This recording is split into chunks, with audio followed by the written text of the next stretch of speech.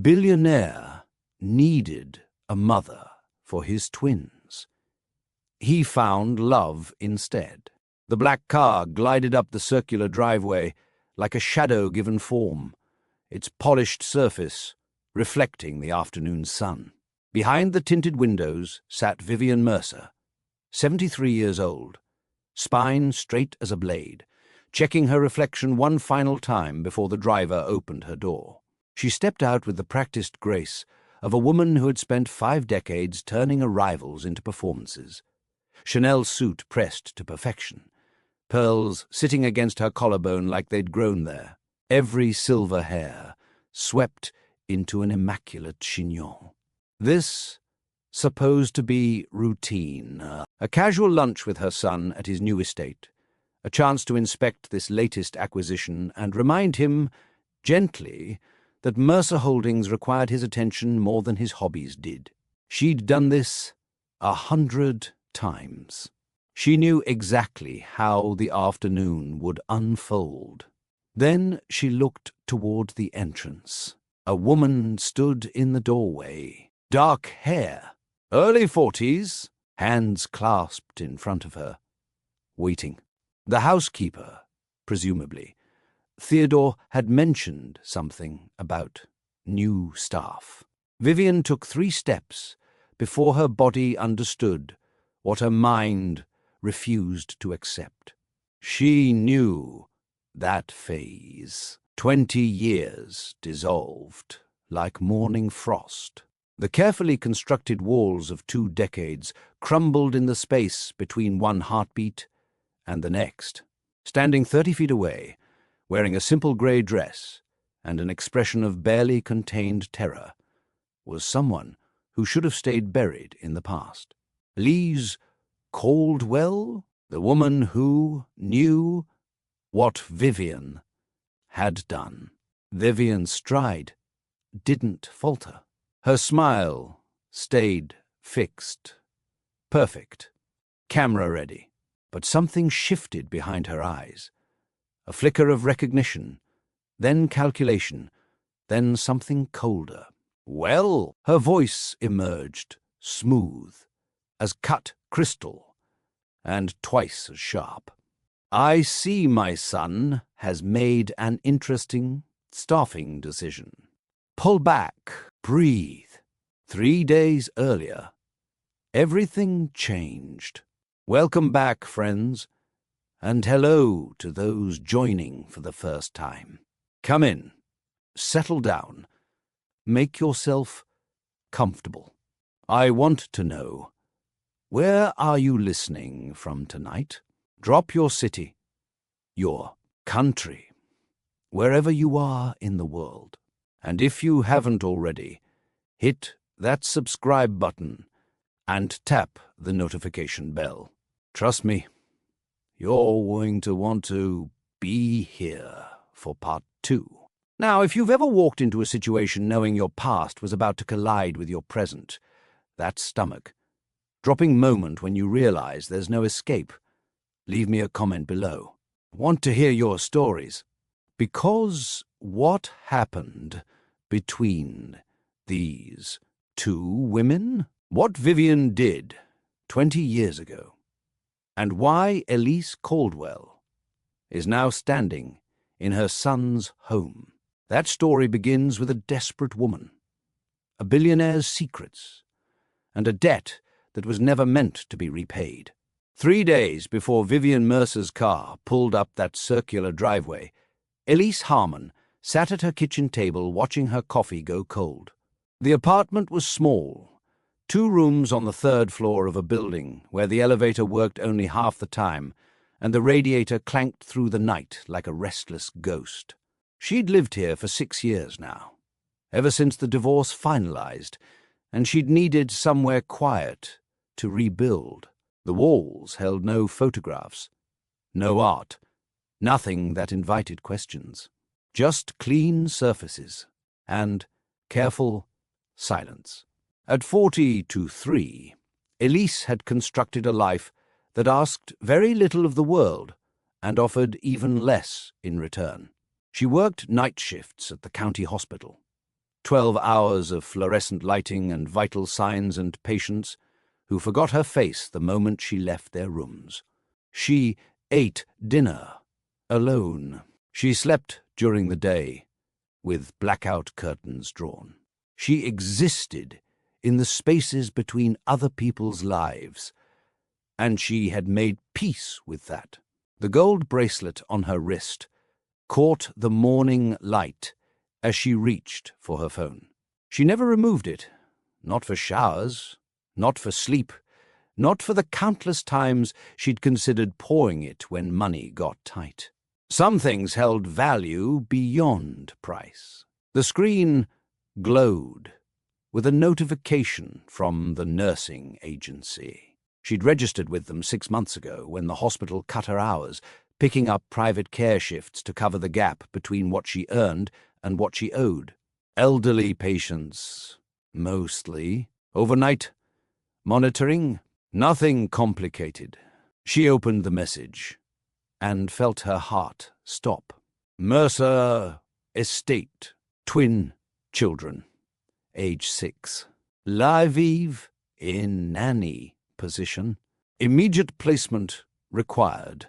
Premium rate, $4,500 weekly, plus accommodations.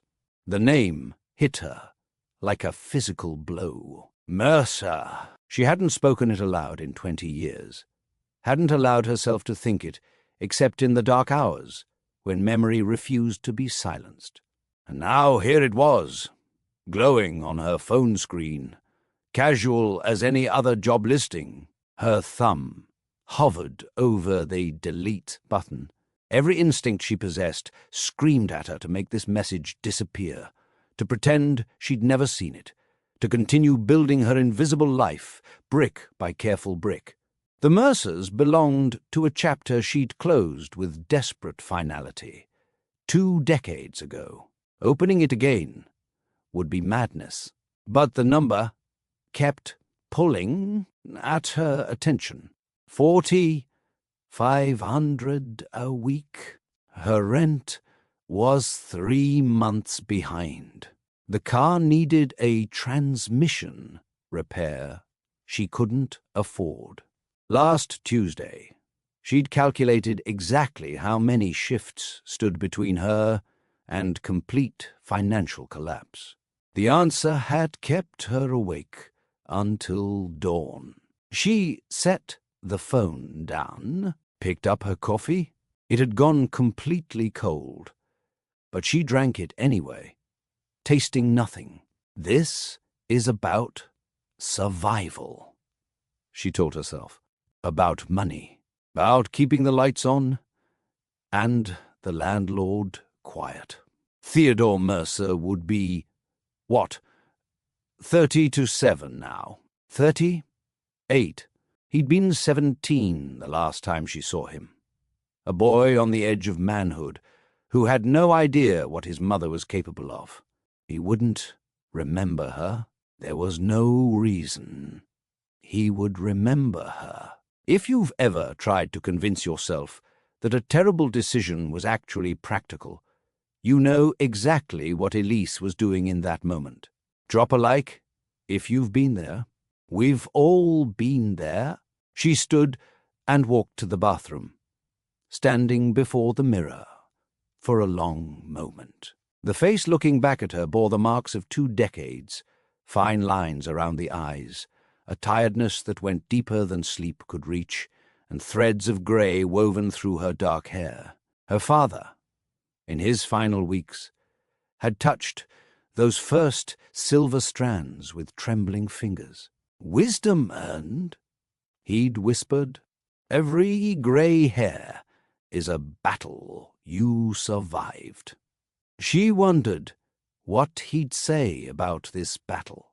About walking back into the house of the woman who had destroyed everything. Her fingers found the bracelet again, turning it absently. The clasp was worn smooth from years of this unconscious habit. Inside, an inscription she knew by heart, for E, until the stars forget. Always Lise closed her eyes, hummed them. She picked up her phone and typed 3 words. "I'll take it." The morning she accepted the position, Elise sat on the edge of her bed for a long time, staring at the confirmation email without really seeing it. Her mind had already travelled backward, 14 years into the past, to a hospital room that smelled of antiseptic and fading hope. Her father had been 61 when the diagnosis came. Aggressive, terminal. 6 months, the doctors said. Maybe 8, if they were lucky. The insurance covered standard treatment, chemotherapy that ravaged his body, pain management that dulled his mind, and a slow march toward an ending that felt crueler with each passing week. But there was another option. Experimental, promising, available only at a private clinic in Geneva that didn't accept insurance and didn't negotiate payment plans. $340,000. That was the price of hope. Elise had been 23 years old, working as a junior nurse at a private hospital that catered to wealthy families. She had nothing. No savings, no assets, no wealthy relatives who might help. What she had was access to a world where that kind of money meant nothing, where it could appear and disappear without anyone noticing. She'd made choices that year. Choices she couldn't take back, couldn't explain, couldn't justify to anyone who hadn't watched their father waste away in a bed too small for his dignity. Those choices had worked. Her father got the treatment. The cancer retreated. He lived 3 more years. 3 years of Sunday dinners and phone calls, and watching him walk her down the aisle at her wedding, even though the marriage wouldn't last. On his final night, he'd held her hand with fingers gone thin as paper. "You did right, baby girl," he'd whispered, his voice barely stirring the air between them. "Whatever you did to give me this time, you did right by me." She'd never told him the truth, never told anyone, but she carried those words with her through every difficult year that followed, repeating them like a prayer when the guilt threatened to swallow her whole. Now, getting dressed in her small apartment, Elise chose her clothes with unusual care. Nothing expensive. She owned nothing expensive, but neat, professional, unremarkable. The kind of outfit that said competent without demanding attention. She pulled her hair back, applied minimal makeup, and checked the address one final time. Mercer Estate, 47 minutes away. A world she'd left behind, and promised herself she'd never enter again. If you've ever carried a secret so heavy it shaped every decision you made for years, you understand what Elise felt buttoning that simple blouse, checking that the gold bracelet was secure against her wrist. Comment below. I know some of you have been there. She picked up her bag, paused at the door, and allowed herself one moment of weakness. One moment to acknowledge the truth she'd been avoiding since she typed those 3 words of acceptance. This wasn't about money. It had never been about money. Every sacrifice has a cost.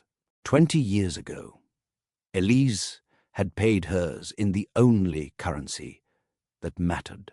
She'd paid it in love, and somewhere in that estate, in the life of the billionaire who didn't know her name, lay the answer to whether that price had been worth it.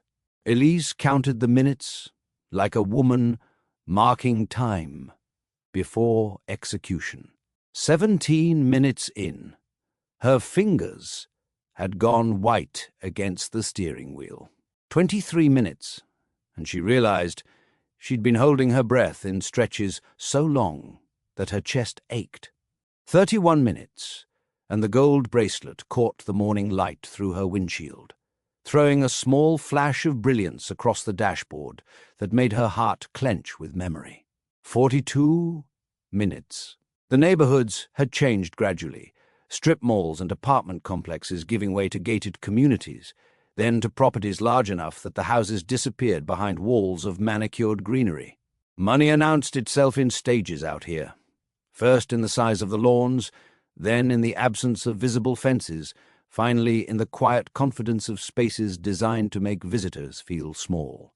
47 minutes. The GPS announced her arrival, and Elise turned onto a private drive, marked only by a small brass number on a stone pillar. What she remembered of the Mercer family estate was a colonial mansion, white columns, black shutters, the kind of old money elegance that whispered rather than shouted. Whatever she'd prepared herself to face, it wasn't this. The house that rose at the end of the pale stone driveway belonged to a different century entirely. Glass and steel caught the morning sun, sharp angles softened only by the reflection of clouds moving across its surface. 3 stories of modern architecture, designed by someone who understood that true wealth didn't need to prove itself, but chose to anyway. The structure commanded the landscape like it had grown there, like the rolling lawns and perfectly trimmed hedges had arranged themselves around it out of respect. Elise pulled her 10-year-old sedan to a stop beside a Range Rover that cost more than she'd earned in the past 3 years combined. On its other side sat a Porsche, midnight blue, gleaming with the kind of finish that suggested it had never known rain or road dust. Her car, with its dented bumper and cracks spreading across the lower windshield, looked like a stray dog that had wandered into a horse show. She sat for a moment, engine idling, taking in the hedges trimmed with military precision, the pale stones of the driveway laid in patterns too deliberate to be anything but custom designed. A fountain burbled somewhere out of sight. Even the air seemed different here, cleaner, quieter, filtered through money until every imperfection had been removed. If you've ever pulled up somewhere and instantly felt like you didn't belong, hit that subscribe button right now, because you're going to understand exactly what happens next. This Theodore Mercer's world, this glass palace with its impossible angles and its careful beauty. This was what the Mercer fortune had built, was never meant to be hers. But as Elise turned off the engine and reached for the door handle, she understood with sudden clarity that she hadn't come here by accident. The universe didn't deal in coincidences this precise. 20 years ago, she'd walked away from this family, carrying a secret that had shaped everything she'd become. Now, stepping onto that pale stone driveway, she was walking back in. The front door opened before Elise could reach for the bell, revealing a woman in her 60s, with steel-grey hair pulled back in a practical bun. Her uniform was crisp, her posture excellent, but something in her eyes spoke of exhaustion that went deeper than physical tiredness. This was a woman who had seen too much and stayed anyway. "You must be the new caregiver," she said, her voice carrying the practiced warmth of someone who had welcomed countless strangers to this threshold. "I'm Gladys. I manage the household." Elise extended her hand. "Elise Harmon. The agency sent my paperwork ahead." "They did?" Gladys's handshake was firm but brief, and she glanced over her shoulder before stepping closer. Lowering her voice to a register meant only for the two of them. "Before we go in, there are things the agency won't have told you. Things I think you deserve to know." The shift in tone made Elise's chest tighten. She'd worked in enough difficult placements, to recognize the sound of a warning being issued. 4 caregivers in 2 years, Gladys continued, her tired eyes holding Elise's gaze with uncomfortable directness. Since their mother passed, the first one lasted 8 months, the second 3. After that, they stopped staying long enough for me to learn their names. Elise kept her expression neutral, professional. Inside, something was beginning to ache. What's happened to the last one? Gladys's mouth pressed into a thin line. She quit yesterday, left a note on the kitchen counter, got in her car, and drove away while the children were napping. Pause.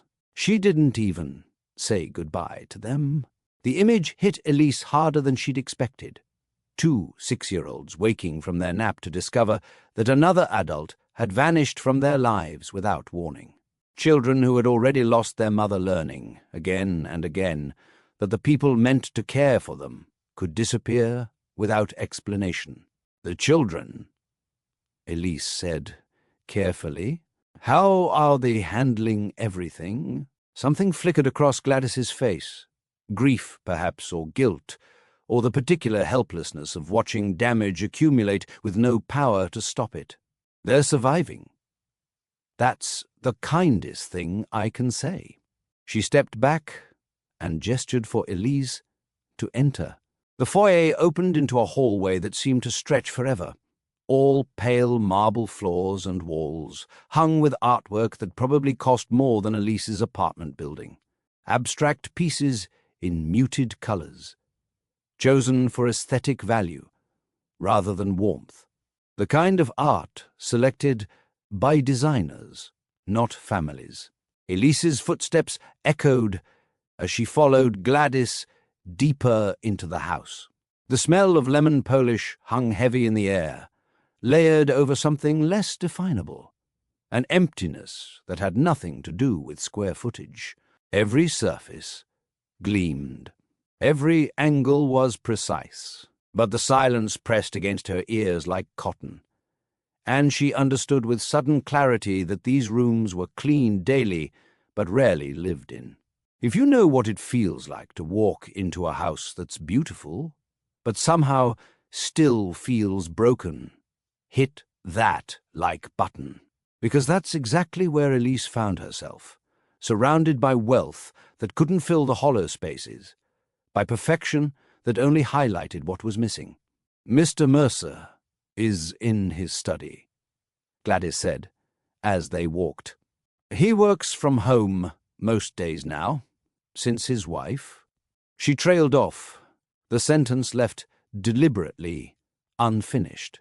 He'll want to meet you before you see the children. They passed a living room with furniture arranged like a museum exhibit, a dining table set for 12 beneath a chandelier that scattered light in cold patterns across the walls. Beautiful, expensive, untouched. How did she die? Elise asked quietly. The children's mother? Gladys stopped walking. For a long moment, she didn't turn around. Suddenly, she said finally. It was sudden. The word hung between them, heavy with everything it didn't explain. Then Gladys continued forward, and Elise followed her toward the study where Theodore Mercer was waiting. The boy she'd last seen at 17. Now a man, now a billionaire, now a widower, raising twins in a house that felt more like a mausoleum than a home. Gladys led her past the formal rooms and through a set of French doors into what felt like an entirely different house. The sunroom stretched wide and bright, its large windows flooding the space with morning light. Beyond the glass, Elise could see a garden that had clearly been magnificent once. Roses climbing trellises now tangled with neglect, flower beds where weeds competed with perennials for space, a stone path nearly swallowed by overgrown grass, beautiful and forgotten, like so much else in this place. But inside the sunroom, something was different. The furniture here wasn't arranged for show. A plush rug in warm colors covered the marble floor, scattered with toys that had clearly been played with rather than displayed. Crayons spilled from an overturned box. Picture books lay open, their spines cracked from repeated readings. A child-sized table sat near the windows, and at that table sat two small figures who made Elise's breath catch in her throat. The boy looked up first. He had serious eyes set in a small face, the kind of eyes that had seen too much for 6 years old. Dark hair fell across his forehead, and he clutched a red toy truck against his chest like a talisman, something to hold when the world became too uncertain. His gaze moved over Elise with careful assessment, guarded and watchful, the look of a child who had learned that adults could disappear without warning. "Ben," Gladys said gently, "this is Miss Elise. She's going to be helping take care of you and Sophie for a while." Ben said nothing. His grip on the truck tightened. The girl, Sophie, was already moving before Elise had fully entered the room. Wild curls escaped from pigtails that had probably been neat that morning, and a gap-toothed smile flashed across her face before disappearing again. Uncertain whether this new person was worth the investment of hope. "Are you the new lemon lady?" Sophie's words tumbled out in a rush. "The last one smelled like lemons all the time, and she made us wash our hands 100 million times. And she didn't like my drawings because they were messy, but Daddy said art is supposed to be messy sometimes. And are you staying forever, or just for a little while, because the one before the lemon lady said she was staying forever, but she only stayed for 3 weeks and—" "Sophie," Ben's voice was quiet, but firm. "She just got here." Sophie stopped mid-sentence, her small chest heaving slightly from the verbal avalanche. She looked at her brother, then back at Elise, something wounded flickering behind her eager expression. Elise felt her heart crack along old fault lines. She lowered herself slowly, kneeling on the warm rug until she was at eye level with both children. This was the moment that mattered, not the marble hallways or the expensive art or the billions represented by this estate. These two small people, fragile and fierce in equal measure, looking at her with the desperate hope of children who had been disappointed too many times. "I'm Elise," she said, keeping her voice gentle but honest, "and I definitely do not smell like lemons. Coffee, maybe. Too much coffee. But no lemons, I promise." Sophie's smile flickered back, tentative. "I like coffee. Well, I like how it smells. Daddy lets me smell his cup sometimes, but he says I can't drink it until I'm old and boring like him." "That sounds like a fair rule." Elise smiled. "And I would love to see your drawings. Even the messy ones. Especially the messy ones." Sophie's entire face lit up. She scrambled from the table, returning seconds later with a piece of paper clutched in both hands. She thrust it toward Elise, with the urgent pride of an artist presenting her masterwork. The drawing was a glorious explosion of purple and green, shapes that might have been flowers or might have been fireworks, with two small figures standing in the center of the chaos. "It's our garden," Sophie explained, pointing at the paper with a crayon-stained finger. "Well, it's Mommy's garden. But she's in heaven now, so I guess it's ours." The words came out matter of fact, the way children sometimes speak about enormous things they haven't fully absorbed. Elise felt something tighten in her throat. Ben says the flowers are sad because nobody takes care of them anymore. Sophie's voice grew quieter.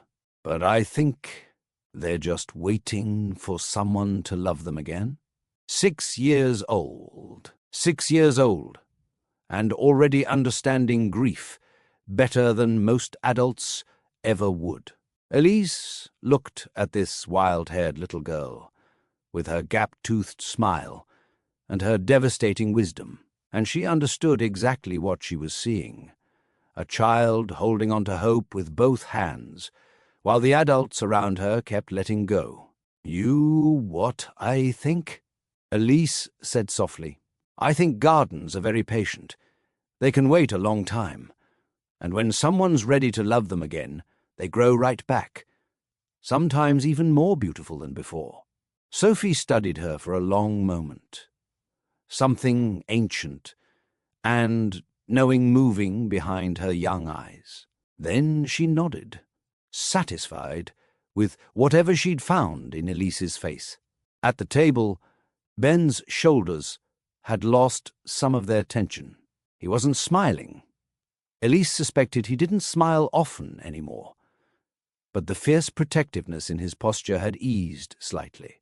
He was still watching, still guarding, but something in him had decided to wait and see rather than retreat.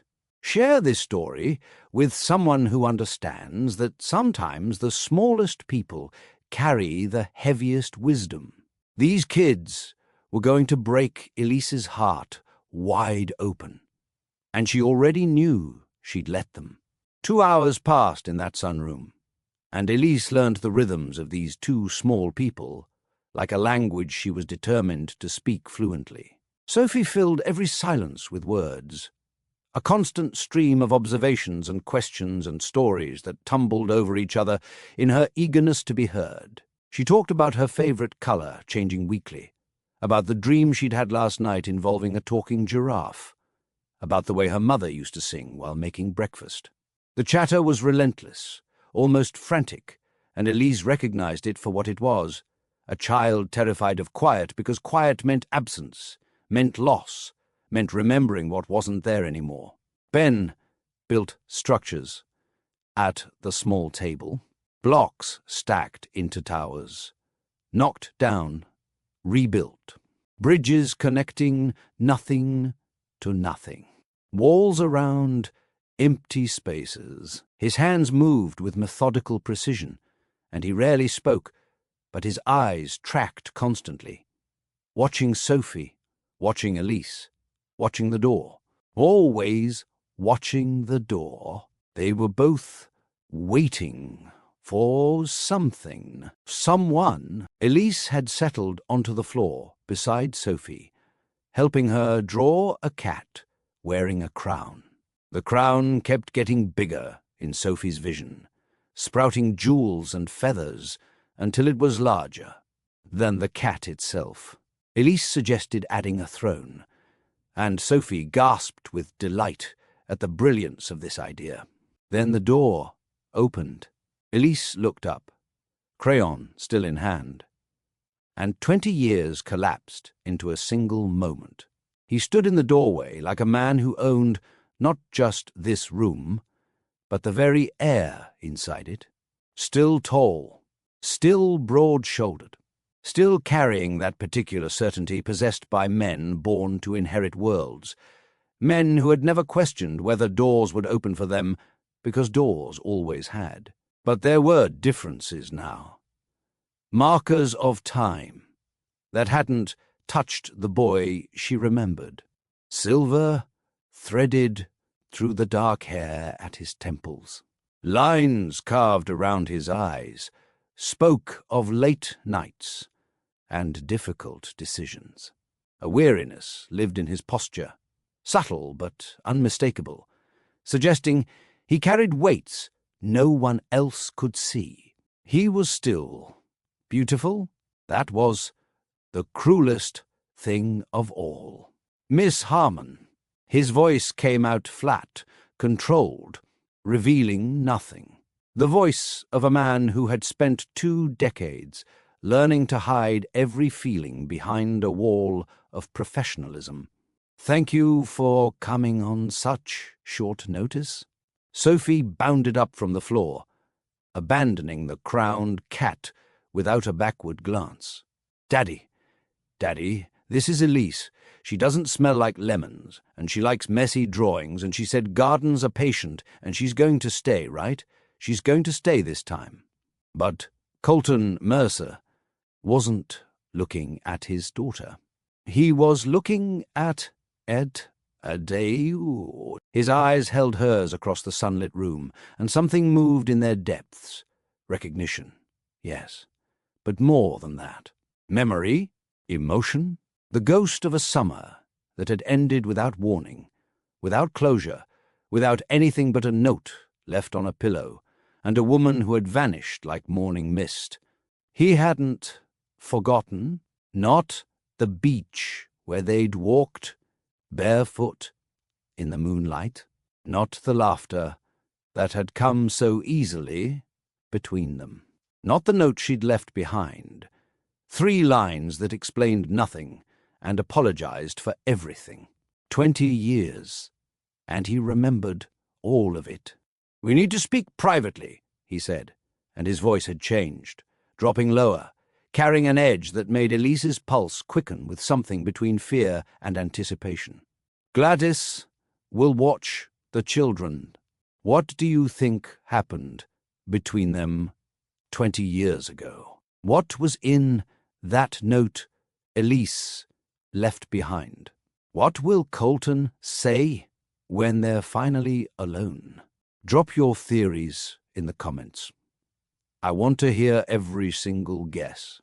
Then hit subscribe and tap that notification bell, because part 2 is coming.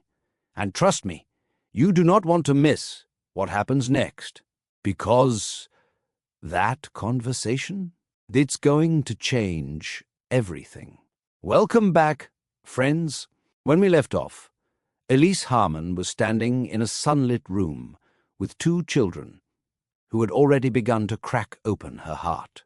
Sophie with her wild curls and desperate chatter. Ben with his watchful eyes and protective silence. And then the door opened, and 20 years of buried history walked into the room wearing a tailored suit and carrying the weight of $1 billion empire on his shoulders. Colton Mercer remembered her. She saw it in his eyes. Every moment they'd shared, every promise that had broken, every question she'd left unanswered when she disappeared from his life without warning. "We need to speak privately," he'd said. And those 5 words held more danger than any threat she'd ever faced.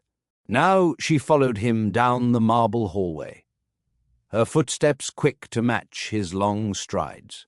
His shoulders were tight, pulled back, with tension that radiated through his entire frame. His hands had curled into fists at his sides, knuckles white against his tanned skin. She'd forgotten how he walked when he was upset, that controlled fury, that barely contained energy that made the air around him feel charged and volatile. They passed the cold artwork, the empty rooms, the silence pressing against them both. He stopped at a heavy oak door, turned the handle, and stepped aside to let her enter first. A gentleman's gesture, perhaps, or a predator, ensuring his prey couldn't escape. The study door closed behind them. The sound was final, absolute, like a cell door sliding shut, like a coffin lid lowering into place. They were alone now. No children to interrupt, no housekeeper to overhear. Just 2 people with 20 years of secrets between them, and nowhere left to hide. The study wrapped around her like a cage designed to intimidate. Dark wood paneling climbed the walls, broken only by floor-to-ceiling bookshelves packed with leather-bound volumes that looked more inherited than read. A massive desk dominated one corner, Its surface clean, except for a silver-framed photograph turned away from her view. The leather chairs were deep burgundy, expensive, positioned for conversations meant to establish power rather than build connection. Colton stood with his back to her, hands clasped behind him, staring out the window at the overgrown garden his daughter had drawn in purple and green. The afternoon light caught the silver at his temples, and for a moment he looked like a statue. Something carved from grief and money, beautiful but cold. When he spoke, his voice cracked. Just slightly, just enough. You're not seriously here for this job? Elise opened her mouth to respond, but he continued before she could form words. You're not seriously standing in my house, playing with my children, wearing that bracelet. Her hand flew to her wrist instinctively, fingers closing around the gold band. Warm from her skin, worn smooth from years of unconscious touching. The inscription hidden but not forgotten. For E, until the stars forget. Always. He had given it to her 20 years ago, on a beach where the waves whispered secrets and the future seemed infinite. She had never taken it off. Not once. Now he knew. Colton turned to face her, and the anger in his expression couldn't quite mask the wound beneath it. This wasn't the fury of a stranger wronged. This was something deeper, something that had festered for 2 decades in the dark places where unanswered questions breed. 20 years, he said, each word precise and sharp. You disappeared without explanation. No letter beyond those 3 sentences, and I've memorized every damn word, Elise. I can't explain. I'm sorry. Please don't look for me. That's what you left. That's all you gave me before you vanished, like I meant nothing. The accusation hung between them, heavy with accumulated pain. She could see him now, not the billionaire, not the grieving widower, but the 17-year-old boy who had woken up to find the woman he loved gone without warning. He'd carried that abandonment like a stone for 20 years, and it had shaped him into this man standing before her with his fists clenched and his jaw tight. I didn't know this was your house. The words came out steadier than she felt. The agency sent an address, that's all. By the time I realized whose estate this was, I was already walking through the door. And you stayed anyway? Not a question. An accusation. I stayed because I couldn't abandon 2 children who've already been abandoned too many times. Colton flinched. The words landed exactly where she'd aimed them, and for a moment his composure cracked enough to show the devastation beneath. He knew what his children were going through, knew he was failing them despite every resource at his disposal, and the guilt of that knowledge was eating him alive. If you've ever said something in anger that was also completely true, you know the particular weight of that moment. Drop a comment below. We've all been there. I'll leave, Elise said quietly, right now. You'll never see me again. I'll walk out that door and disappear, just like before. She paused, letting the words settle. But those 2 kids, Sophie talks non-stop because silence frightens her, because silence means remembering. And Ben watches every door in this house because he's waiting for everyone to leave.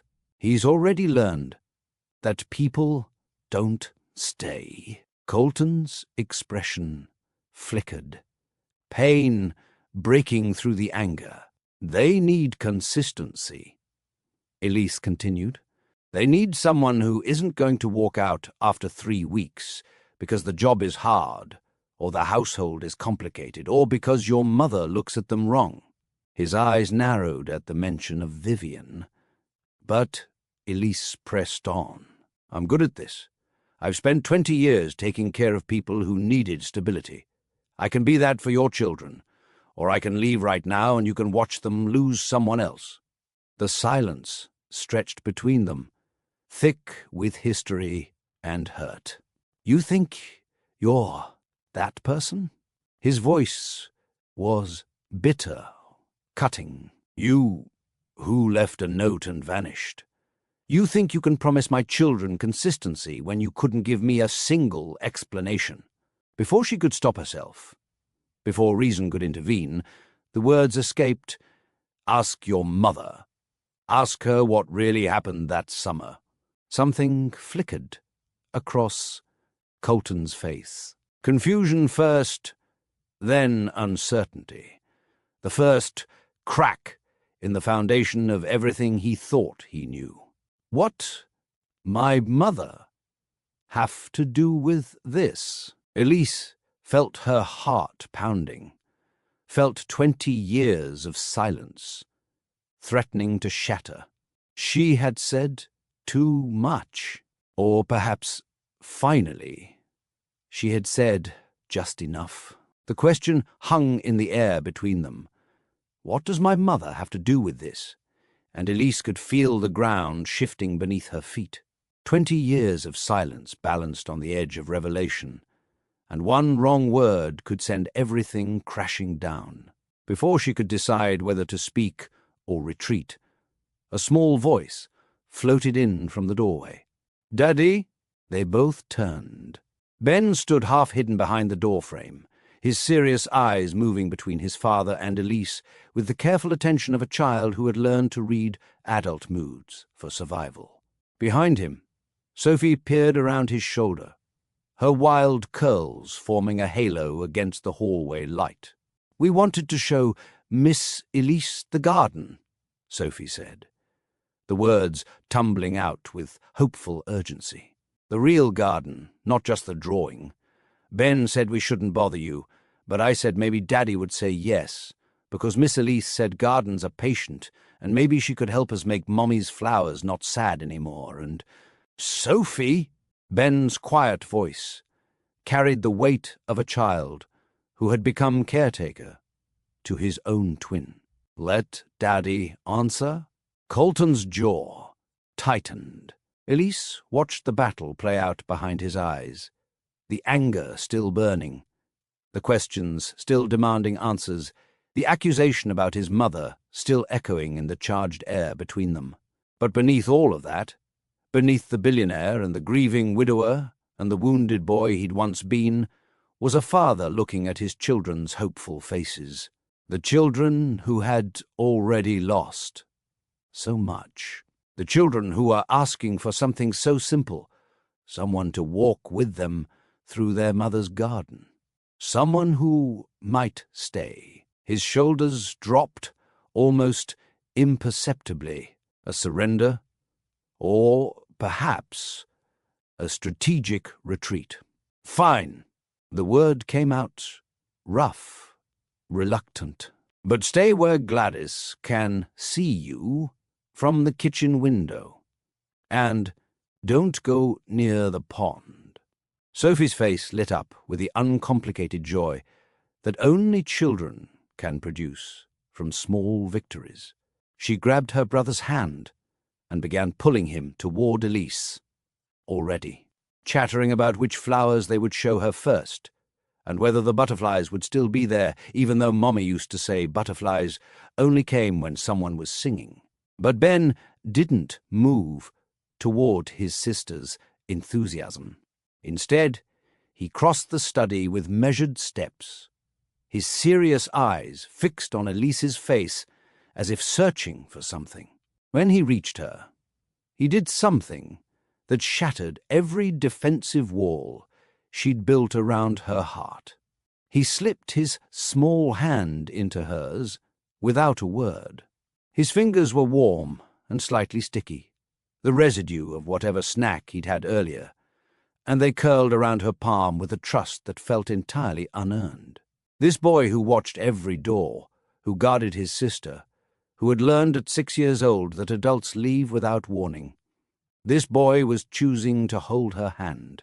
Elise felt something crack open in her chest, a fissure running through all the careful compartments where she'd stored her guilt and grief and longing.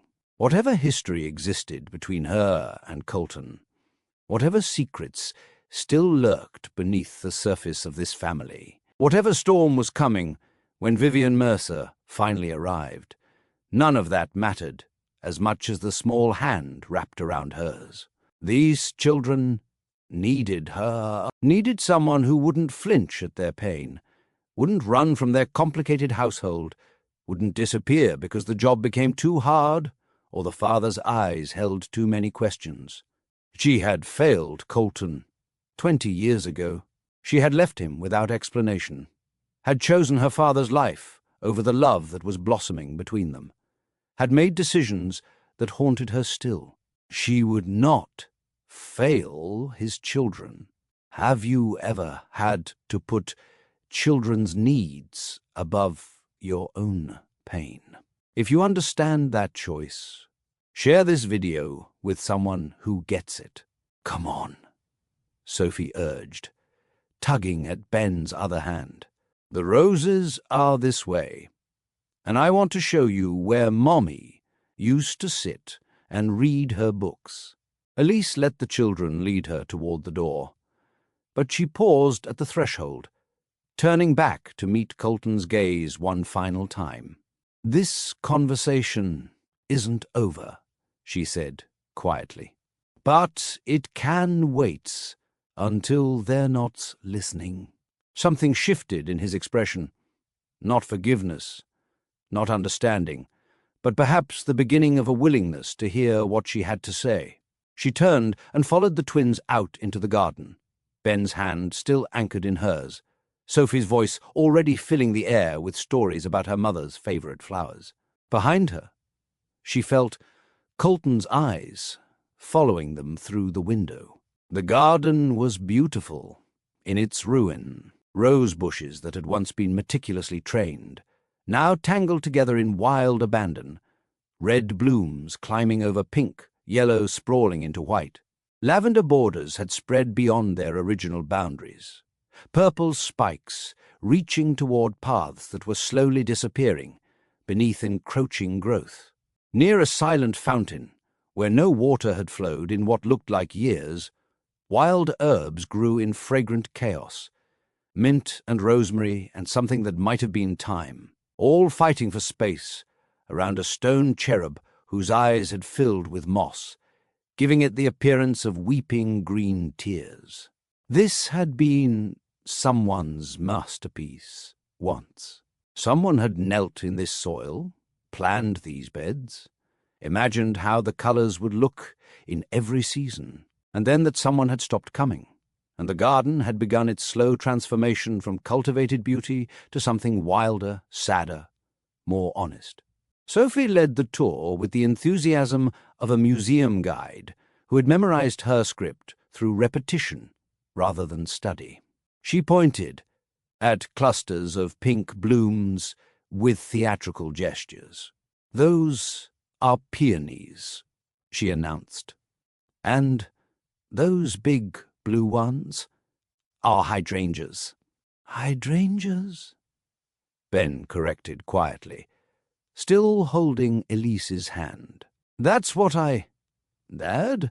Sophie continued, without breaking stride, unfazed by accuracy. "And that purple stuff is lavender, which smells like the ocean. Mommy said so." She paused at a section where the lavender grew particularly thick, bending to brush her fingers across the tops of the flowers and releasing their scent into the warm afternoon air. "Mommy planted all of this," Sophie said, her voice shifting into something softer. "Every single flower. She said gardens are how you write letters to the future, because the flowers come back every year, even when you're not here to see them." Elise felt her throat tighten. The children's mother had understood something about permanence, about leaving pieces of yourself behind. And now her garden grew wild, and her children grew without her, and both were waiting for someone to tend them again. When the wind blows the right way, you can smell the flowers all the way in the house, Sophie continued, her chatter returning to its normal pace.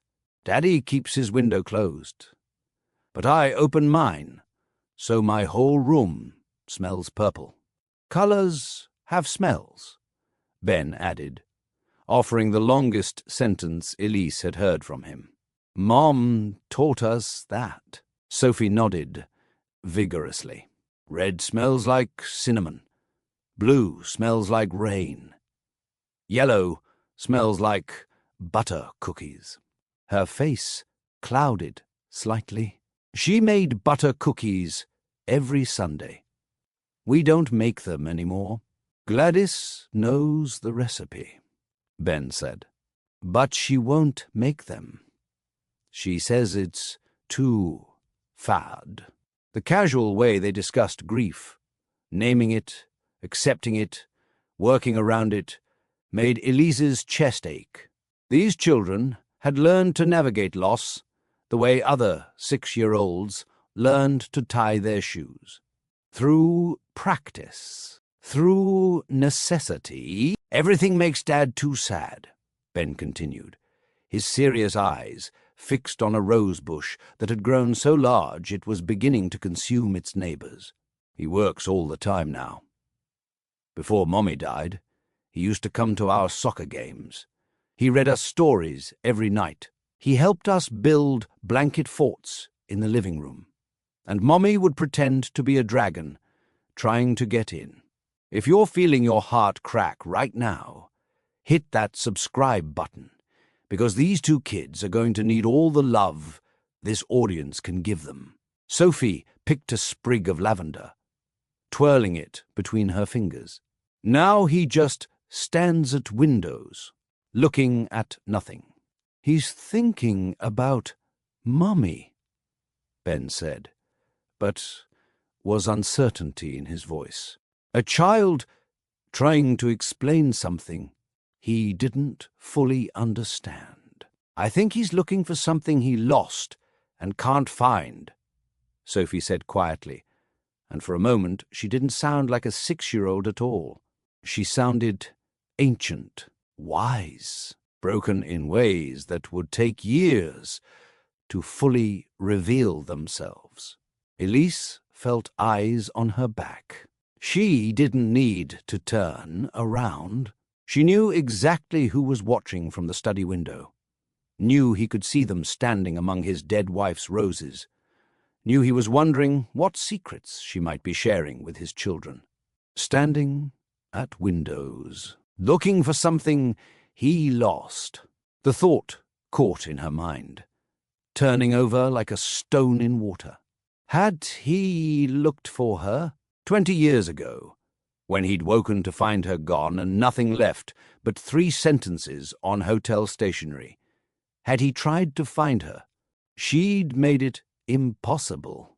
Moved 3 states away within a month. Changed her phone number. Asked the few friends who knew about them to say nothing, to pretend she'd never existed in his world. She'd erased herself from his life with the thoroughness of someone who understood that clean breaks healed faster than ragged ones. He probably hadn't even called. Why would he? She'd told him she didn't want him anymore. She'd told him it had been a mistake, a summer fling, nothing that could survive the real world. She'd told him not to look for her. She had lied. 3 sentences, each one a knife, and she'd let him believe every word for 20 years. No wonder he hated her. The lavender scent drifted around them, purple and sweet, and somewhere behind her, a man stood at a window, watching the woman who had broken his heart walk through his dead wife's garden, holding his son's hand. Dinner took place in a room designed for 20 but occupied by 4. their chairs clustered at one end of the long mahogany table like survivors on a life raft. Crystal chandeliers cast warm light over china that probably cost more than Elise's car, and uniformed staff moved silently, placing dishes and disappearing before anyone could acknowledge their presence. Sophie filled the silence, because silence was her enemy. "Miss Elise, do have kids?" The question came between bites of roasted chicken that Sophie was methodically separating into components. Meat here, vegetables there, nothing touching. "No," Elise answered honestly. "I don't have any children." "Do you have a husband?" "No husband either." "A dog?" "Everybody should have a dog. We can't have a dog because Ben is allergic. But Daddy says maybe we can get a hyper-something dog that doesn't make people sneeze." "Hypoallergenic," Ben murmured, pushing a piece of broccoli around his plate. "That's what I said." Sophie continued without pause. "So do you have one?" "A hyperdog." Elise felt the corner of her mouth twitch, despite the tension thickening the air. "No dog, but I do have a goldfish named Bubbles." Sophie's giggle burst out, bright and unexpected. "Bubbles? That's the best name for a fish." "Ben, did you hear? She has a fish named Bubbles." And they're so quick, she almost missed it. Ben's mouth curved into something approaching a smile, vanished instantly. But she'd seen it. A crack in the armor. At the head of the table, Colton said nothing. His plate held food he'd pushed into careful arrangements, but hadn't actually eaten. Fork in hand, knife positioned correctly, every appearance of a man having dinner, except for the fundamental act of consuming anything. He'd forgotten how to be hungry, Elise realized. Grief had stolen even that basic instinct. His eyes met hers briefly across the expanse of polished wood and crystal, and carefully prepared food growing cold on expensive china. The questions from his study still hung between them. What did his mother have to do with anything? But wasn't the place? Not with small ears listening and small eyes watching. He looked away first. Bedtime arrived with its own particular choreography. Elise learned the steps as she went, guided by Sophie's constant instructions and Ben's occasional corrections. Bath time required specific temperatures and particular soaps. Pajamas had to be the ones with the stars, not the ones with the moons, because the moons had gotten too small in the wash. Stories were non-negotiable one-princess adventure for Sophie, one book about trains for Ben, read in that order because Sophie would fall asleep during the trains, but Ben stayed awake through the princesses. Night lights had to be positioned precisely. Doors cracked, exactly 4 inches, no more, no less. Water cups on bedside tables, filled to the line Sophie had drawn with permanent marker, because she didn't like cups that were too full. Elise absorbed it all, understanding that these rituals were how children imposed order on a world that had proven itself chaotic and cruel.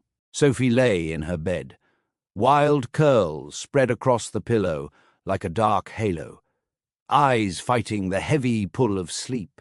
When she spoke, her voice came out small and serious.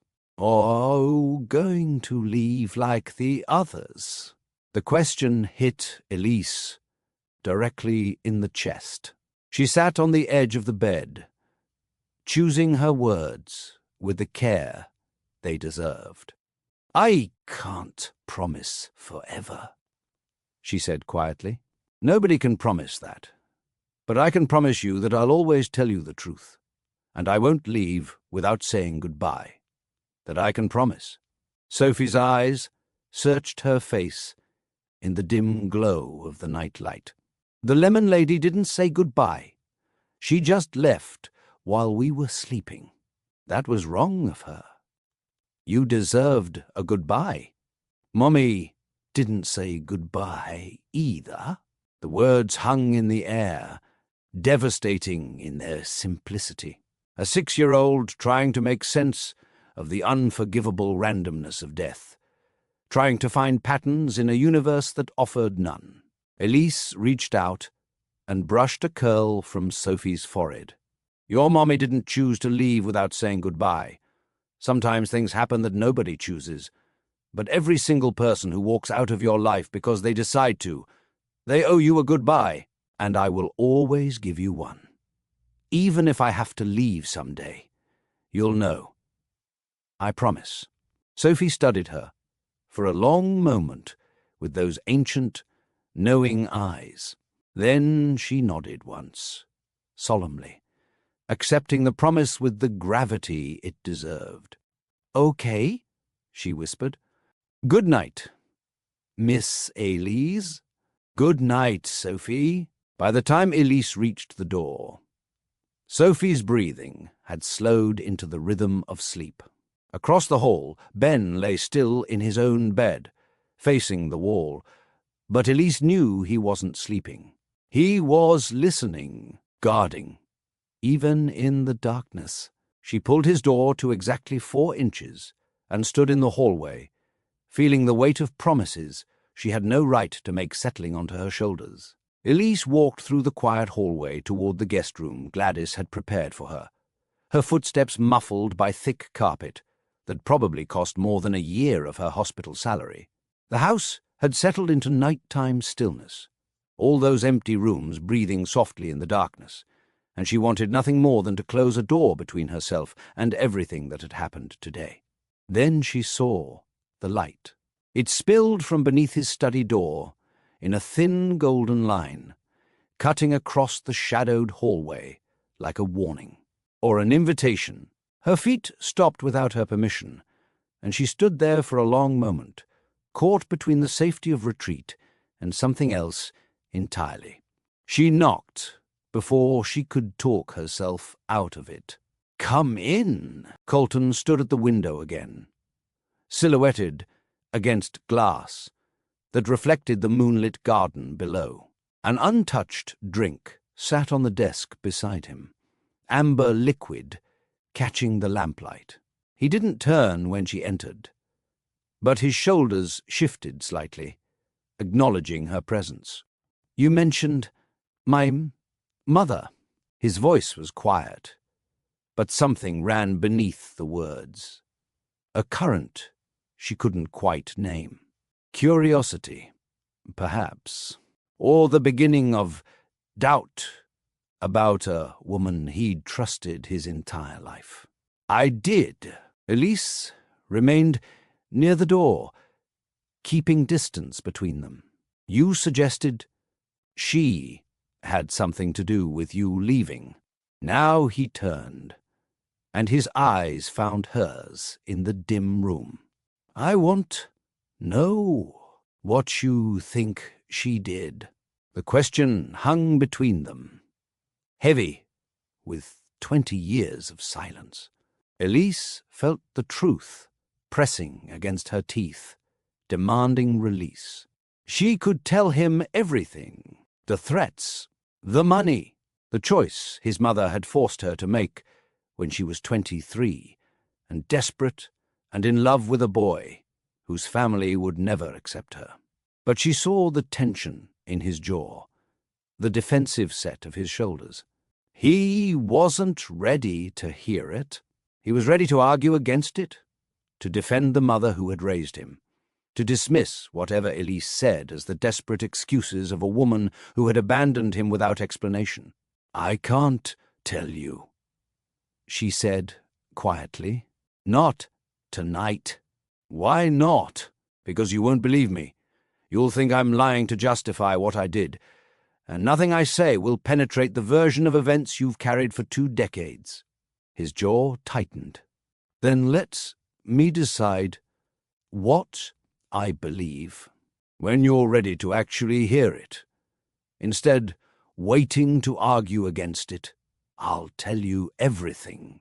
She held his gaze without flinching. "But tonight is not that night." Something shifted in his expression. Frustration, certainly, but beneath it, perhaps, the smallest crack of respect for a woman who wouldn't be pushed. "You've changed," he said, finally. "So have you. Life does that." The acknowledgement settled between them. Neither accusation nor forgiveness, just truth. Elise took a breath, thinking of the two small bodies now sleeping down the hall, their doors cracked exactly 4 inches, their nightlights glowing against the dark. "Your children are extraordinary," she said, and her voice softened, despite herself. "They're broken in ways that will take years to mend, but they're extraordinary. Sophie carries her mother's garden in her heart, all those colors and scents and wild, beautiful things. And Ben has wisdom in his eyes that no 6-year-old should possess." Colton's expression flickered, pain breaking through the careful control. "Whatever else happens between us," Elise continued, "whatever history we have to eventually face, those two deserve more than cold houses and hired strangers who disappear without goodbyes. They deserve someone who stays." She turned toward the door, her hand finding the handle. "Good night, Colton." She stepped into the hallway and pulled the door closed behind her, leaving him alone with the moonlight and his questions and the ghosts that filled this beautiful, broken house. Behind her, she heard the soft clink of glass. The drink finally lifted, finally consumed. And then, so quiet she almost missed it, came a sound that made her freeze mid-step. A ragged breath, a swallowed sob, the sound of a man who had forgotten how to cry, trying desperately to remember. She stood in the darkness, her hand pressed against the wall, and let him have this moment of grief without witness. What do you think Vivian did 20 years ago? What secret is Elise protecting? Will Colton finally learn the truth about the summer that changed everything? Subscribe now and turn on notifications, because part 3 is where the past starts catching up with everyone. You don't want to miss what happens when Vivian Mercer walks through that door. Welcome back, friends. 3 days passed in fragile routine, each one building on the last, like blocks in one of Ben's careful towers. Elise fell into rhythm with the children in ways that surprised her. Mornings began with negotiations. Sophie wanted pancakes shaped like stars. Ben preferred his eggs, scrambled but not too scrambled, and both required exactly 7 minutes of quiet time before conversation became acceptable. Afternoons stretched into explorations as the twins led her through every corner of the house, showing her secret spots and favorite hiding places and the window seat where their mother used to sit and watch the rain. They avoided the garden. Some instinct told Elise not to push, to let them lead, to wait until they were ready to walk those overgrown paths again. Grief had its own timeline, and these children had earned the right to set their own pace. Colton appeared at meals, like a ghost, haunting his own home. He sat at the head of the table, conducted brief conversations about schedules and appointments, asked the children careful questions about their day. Then he disappeared into his study, the door closing behind him with quiet finality. Phone calls echoed down the hallways at odd hours, business negotiations, board meetings conducted remotely, the endless machinery of a billion-dollar empire demanding its master's attention.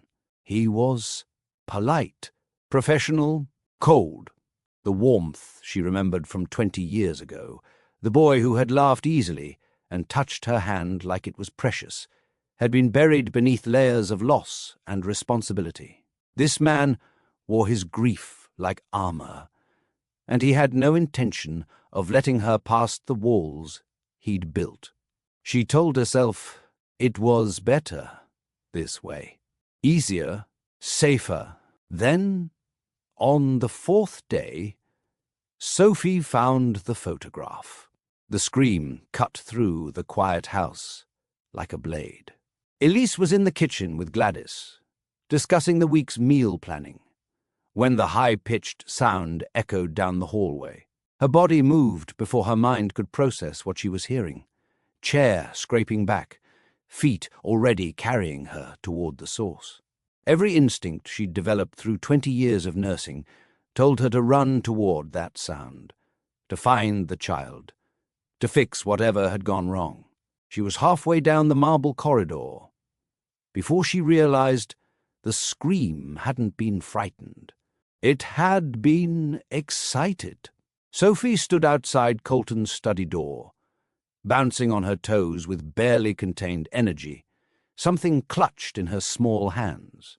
Ben hovered beside her, his expression shifting between curiosity and worry in ways that suggested he already understood this discovery might cause problems. "Miss Elise, look what I found." Sophie thrust the object toward her, and Elise's world tilted on its axis.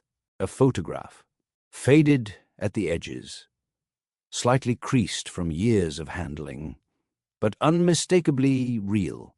Two people on a beach at sunset, the sky behind them painted in shades of orange and pink that no camera could truly capture. They were laughing at something outside the frame, caught in a moment of pure joy that felt almost painful to witness from 20 years' distance. The woman had dark hair made wild by ocean wind, her face young and unlined, her smile wide and unguarded. She wore a sundress that Elise remembered buying at a boardwalk shop because the color reminded her of the sea. The man had his arm wrapped around her waist, pulling her close, his own smile bright enough to rival the setting sun. No silver at his temples then, no lines carved by grief. Just a 17-year-old boy on the edge of becoming a man, looking at the woman beside him like she was the only real thing in the world. Elise couldn't breathe. "Where did you get this?" Her voice came out strange, distant, belonging to someone else entirely. "Daddy's desk drawer," Sophie said, oblivious to the earthquake she'd just triggered. "I was looking for crayons because Ben used all the red ones, and I needed red for the fire truck I'm drawing.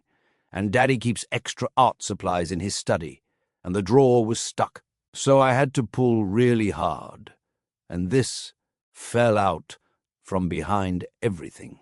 If you've ever had a piece of your past suddenly appear in front of you when you least expected it, you know exactly what Elise felt in that moment. That collision of then and now, memory and reality crashing together until you can't tell which way is up. "Is this you?"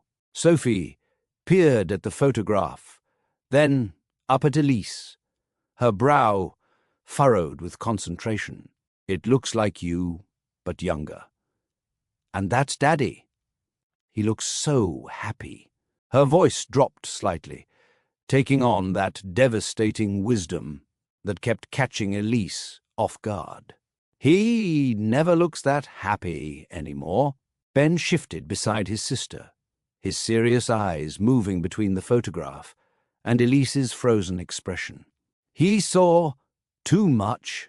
This boy understood too much.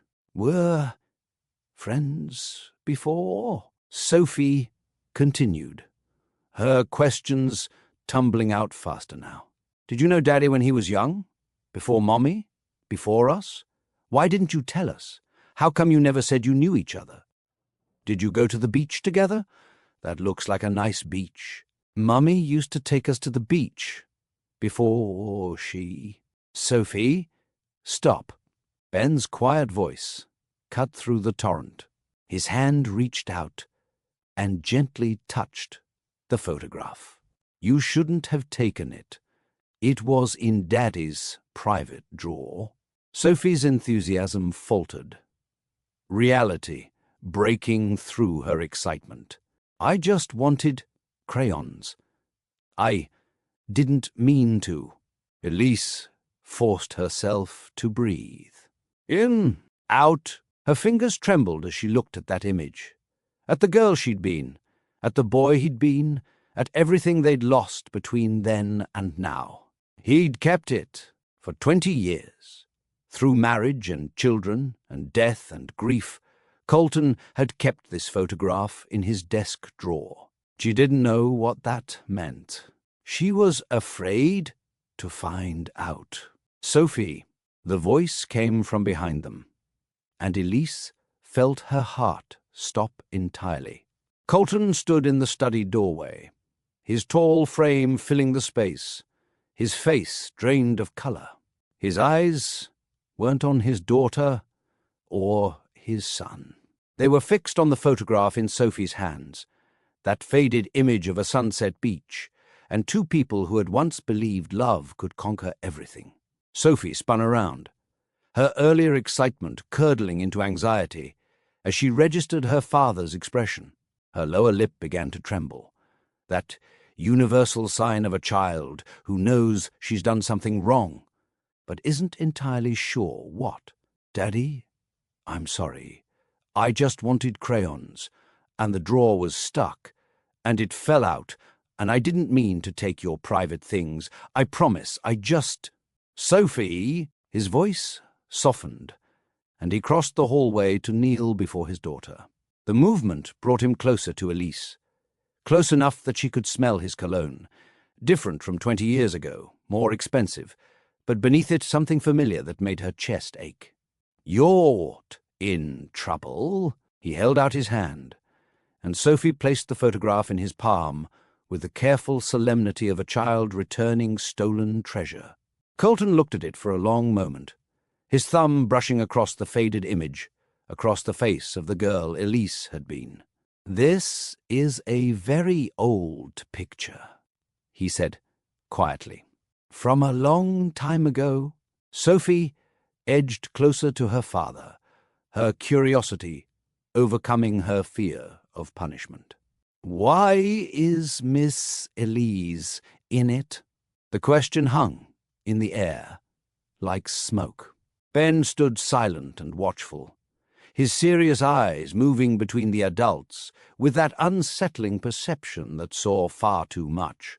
Colton didn't answer his daughter. Instead, he looked up at Elise, and something cracked behind his eyes, something that had been held together by certainty for 2 decades, fracturing under the weight of questions he'd never thought to ask. He'd believed her note.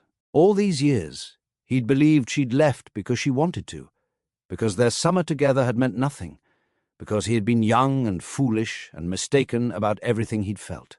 That belief had hardened into fact, into the foundation of his understanding of what had happened between them. Now, looking at her face, at the woman who wore his bracelet and worked in his home and spoke about his mother with barely concealed accusation, he was beginning to wonder if everything he knew was wrong. If you've ever watched someone's certainty crumble in real time, you understand the weight of this moment. Drop a comment below if you've been there. Colton rose to his feet, still holding the photograph, his gaze never leaving Elise's face. Ben, Sophie, his voice was steady, controlled, revealing nothing of the earthquake happening beneath the surface. Go find Gladys. Tell her I said you could have ice cream before lunch. Sophie's eyes went wide with shock. Ice cream before lunch was unheard of, a violation of every rule that governed their carefully structured days. Ben's expression shifted into suspicion. He knew a bribe when he heard one. Really? Sophie breathed. Really? Go on. The twins exchanged glances, some silent twin communication passing between them. Then Sophie grabbed her brother's hand, and they were gone, their footsteps echoing down the marble hallway, the promise of unprecedented dessert overriding any curiosity about why the adults needed to be alone. The silence they left behind was deafening. Elise stood in the hallway outside his study, the photograph between them like evidence at a trial. Colton held it loosely in his fingers. This relic of a past they had both tried to bury. 2 adults. 20 years of secrets. No children left to interrupt. Colton held up the photograph, angling it so the hallway light fell across those 2 young faces frozen in time. The girl with wild hair and an unguarded smile. The boy whose arm wrapped around her, like he never intended to let go. I kept it. His voice was rough, stripped of the professional control he'd maintained for the past 4 days. This was something else entirely, something raw and confused, and 20 years overdue. I don't know why, he continued, still staring at the image. I should have burned it, should have thrown it away the day I got your note and realized you weren't coming back. Every logical part of me said to destroy it, to pretend that summer never happened, to move on and forget you existed. He looked up at her then, and the pain in his eyes made her breath catch, but I kept it. In my desk drawer, behind everything else, where I never had to look at it. I just knew it was there.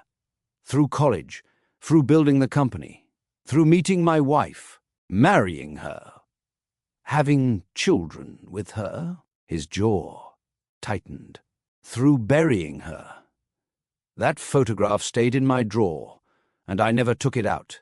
Not once in 20 years. If you've ever kept something from someone you lost, a photo, a letter, a gift you couldn't throw away, hit that like button. Sometimes we hold on to things we can't explain, even when holding on hurts more than letting go. Elise didn't know what to say. The revelation that he'd carried this piece of their past through 2 decades of living, through love and loss and everything in between, shifted something fundamental in her understanding of what she'd done to him. Your mother. Colton's voice hardened slightly, returning to the question that had haunted the space between them since that first confrontation in his study. You said to ask my mother what really happened. Lise felt her stomach drop. Colton? I called her this morning. He cut her off, his expression unreadable. Asked her to come to lunch. She's arriving in an hour. The blood drained from Elise's face so quickly she felt dizzy. The hallway seemed to narrow around her, the marble walls pressing closer, the air growing thin. No, the word escaped before she could stop it, carrying all the panic she'd been suppressing since the moment she'd accepted this job. No, you can't do this. Not like this. I'm not prepared. I haven't. She took a step backward, her body responding to threat even as her mind struggled to catch up. She doesn't know I'm here. When she sees me, she'll what? Colton stepped closer, closing the distance she'd tried to create. Close enough now that she could see the flecks of gold in his dark eyes, could smell his cologne. Expensive, sophisticated, different from the cheap drugstore scent he'd worn at 17. But beneath it, something familiar lingered, something that made her heart ache with memory. She'll destroy me? Elise's voice came out barely above a whisper. She'll say I'm lying, that I'm manipulating you, that I came back after 20 years to get your money, to take advantage of your grief, to probably. He didn't flinch from the accusation, didn't rush to defend his mother or dismiss Elise's fears, just stood there, watching her with those eyes that had seen too much and still wanted to see more. She'll be convincing, Elise continued, desperation creeping into her tone. She's always been convincing. She'll twist everything I say, make me look like the villain. And you'll believe her because she's your mother, and I'm just the woman who left me. The words landed like stones. Yes, Elise met his gaze, refusing to look away, despite the shame burning through her. The woman who left you, who gave you 3 sentences and disappeared. Why would you believe anything I say over her? Colton was quiet for a moment. Then he lifted the photograph again, studying those 2 young faces one more time. Because I kept this. His voice was soft now, almost tender. For 20 years, through everything, I kept this picture hidden in my drawer. And I've spent 2 decades trying to understand why a woman who looked at me the way you did in this photograph could walk away without looking back. He lowered the picture, his eyes finding hers. My mother arrives in an hour. I need to know what happened that summer. I need to understand what I've been missing all these years. He paused. And I need to see her face when she sees you standing in my house. Elise's heart pounded against her ribs. And if she lies, if she denies everything, then I'll be watching. Colton's expression hardened with determination. And I'll know. Elise sat on the edge of the guest-room bed, her hands clasped so tightly, her knuckles had gone white. 1 hour, 60 minutes, until Vivian Mercer walked through that door and saw the ghost she'd buried 20 years ago. The past pressed against her mind like water against a dam, demanding release. She'd held it back for so long, through her father's final years, through her failed marriage, through the endless nights when she'd wondered if she'd made the right choice. Now the dam was cracking, and there was nothing she could do to stop the flood. 20 years ago, she'd been young and foolish and desperately in love. The summer had been a dream she'd never expected to have. Colton was 17, heir to the Mercer fortune, spending his last vacation before college at the family's beach house. Elise was 23, working as a private nurse for his elderly grandmother, invisible to the wealthy family except as hired help. They'd met on the beach at midnight, both of them escaping the suffocation of that grand house, and something had sparked between them that neither could explain or resist. For 3 months, they'd stolen moments between her shifts and his obligations. Walks along the shore after dark. Conversations that lasted until sunrise. A connection so deep and instant that Elise had started to believe in soulmates, in fate, in the possibility that love could bridge the impossible gap between their worlds. Then Vivian had found out. The summons came on a Tuesday afternoon, a private meeting. Vivian's assistant had said, to discuss arrangements. Elise had assumed it was about the grandmother's care, or perhaps her heart had leaped at the thought. Wedding planning. Colton had been hinting at a future together, at defying his family, at choosing love over legacy. She'd walked into that elegant sitting room, with hope blooming in her chest. She'd walked out with her heart in pieces. Vivian had been seated in a wingback chair, tea service arranged on the table between them, every detail designed to establish who held power in that room. Elise had accepted the cup she was offered, but never lifted it to her lips.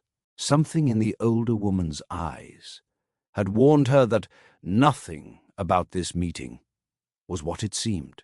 "Your father's treatment?" Vivian's voice had been pleasant, conversational, as if discussing the weather, the experimental therapy that's keeping him alive. "Do you know who funded the research trial?" Lisa's stomach had dropped. "I don't understand. What?" "The Mercer Foundation." Vivian had smiled. A razor wrapped in silk. "We're quite generous with medical research, particularly trials that show promise for aggressive cancers.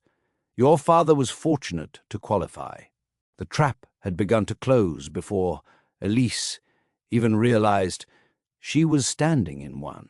"One phone call," Vivian had continued, stirring her tea with practiced elegance, "and that funding disappears.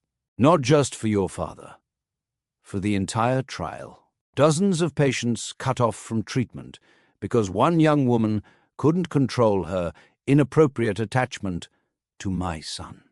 You wouldn't..." The hospital bills already accumulated.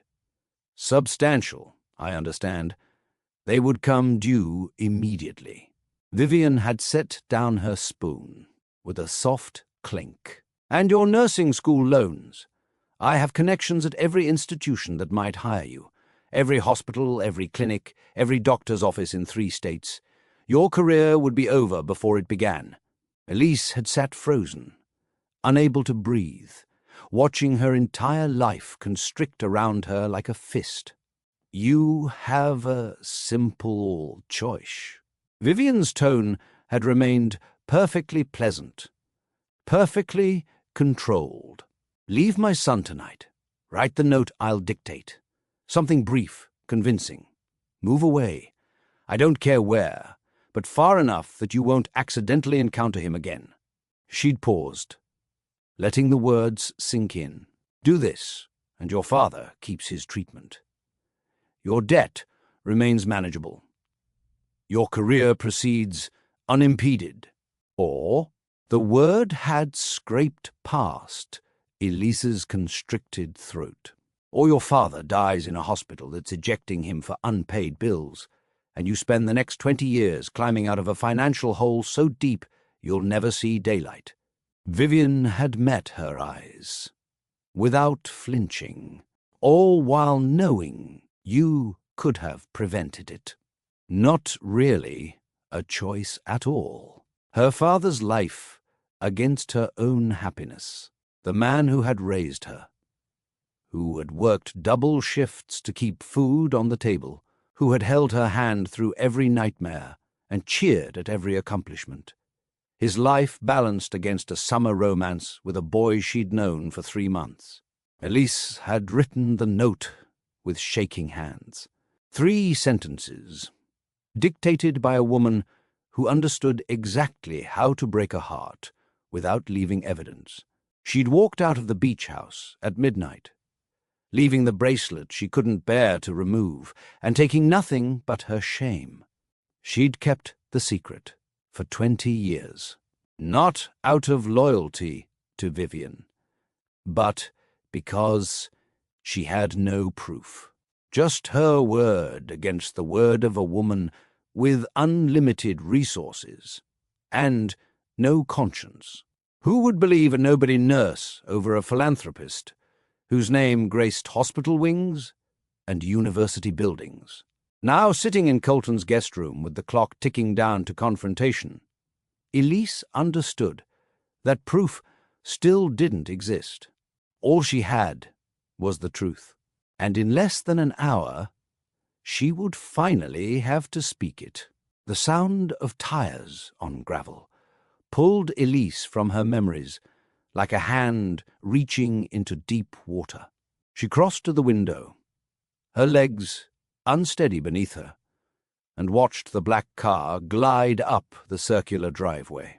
The same driveway she'd driven up 4 days ago in her battered sedan, not knowing what awaited her inside these walls. Now she watched from above, as history prepared to repeat itself in ways she couldn't have predicted. The car stopped. The driver emerged and moved to open the rear passenger door with practiced efficiency. Then Vivian Mercer stepped out. 20 years had passed, but the woman who unfolded from that vehicle carried herself as if time were simply another element she'd learned to control. She hadn't aged so much as hardened, 73 years old, but holding herself with the rigid posture of someone who expected the world to rearrange itself around her every movement. The designer suit was impeccable, cream-colored and perfectly tailored. Her hair, silver now where it had once been dark, was swept into an elegant arrangement that probably cost more than Elise's monthly rent. Her face bore the marks of age, yes, but they'd been softened by treatments and procedures that kept her looking like a woman who had simply decided not to surrender to time. This was the woman who had destroyed Elise's life with a single conversation, who had torn apart her love story before it could properly begin, who had walked away from that sitting room 20 years ago without a backward glance, secure in the knowledge that her threats would never be revealed. She was still beautiful. That was somehow the hardest thing to accept. If you've ever had to face someone who hurt you deeply, knowing they probably feel no remorse, you understand the courage Elise needed in this moment. Share this with someone who's been there. Elise forced her legs to move down the hallway, past the cold artwork, down the marble staircase that seemed endless today. Colton wanted her there for this confrontation.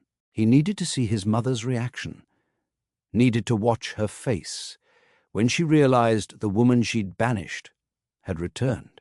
She positioned herself in the doorway, just as Vivian reached the front steps. Their eyes met across the threshold. For one fraction of a second, so brief that someone not watching carefully might have missed it entirely, Vivian's composure flickered. Something moved behind those carefully controlled eyes. Recognition, calculation, the rapid processing of a mind that had not anticipated this particular variable. Then the mask slid back into place, smooth and impenetrable. Well, Vivian's voice emerged with the precision of cut crystal, each syllable designed to wound. I see my son has made an interesting staffing decision. Not surprised. She was too controlled for something as common as surprise. But not pleased either. The words carried an edge that suggested Elise had just become a problem to be solved rather than a person to be acknowledged. Before Elise could respond, before she could find words adequate to this moment she'd dreaded for 2 decades, warmth appeared at her shoulder, not touching her, but close enough to be deliberate, close enough to send a message. Colton stood beside her, his tall frame filling the doorway, his presence transforming the space from vulnerable to fortified. He looked at his mother with an expression Elise couldn't quite read. Love was there, certainly, the complicated love of a son who had been raised by this woman, shaped by her expectations, molded by her ambitions. But something else lurked beneath the surface. Suspicion, perhaps, the beginning of doubt. Mother His voice was pleasant, but carried steel beneath the courtesy. "Thank you for coming on such short notice. I believe you and Miss Harmon have some history to discuss." Vivian's gaze moved between her son and the woman standing beside him, and for the first time since Elise had known her, the older woman seemed to be recalculating her position. The game had changed, and Vivian Mercer had just realized she might no longer be holding all the cards. 3 people stood in the marble foyer, and 20 years of secrets pressed against the walls like living things desperate for release. The chandelier above them caught the afternoon light, scattering fragments of brilliance across the polished floor. Vivian had stepped inside with the confidence of a woman entering her own domain. This might be her son's house, but she had never truly ceded power to anyone. Her heels clicked against the marble as she moved past Elise without acknowledgement, treating her as furniture rather than a human being worthy of notice. But Colton didn't move. He remained in the doorway beside Elise, his position a statement that his mother couldn't ignore, no matter how hard she tried. Vivian's mask slipped, just for a moment, just long enough for Elise to see what lurked beneath the polished exterior. Something cold, something calculating. The mind of a woman who had built an empire by anticipating threats and eliminating them before they could take root. She turned back to face them both, her smile still in place, but her eyes sharp as broken glass. "I don't know what stories this woman has been telling you, darling, but I assure you I haven't told him anything." Elise's voice came out stronger than she expected, steadied by 2 decades of carrying this burden alone. She met Vivian's gaze without flinching, without looking away, without giving ground. Yet the word hung in the air between them. Threat, promise, the opening move in a confrontation that had been delayed for 20 years, but could no longer be avoided.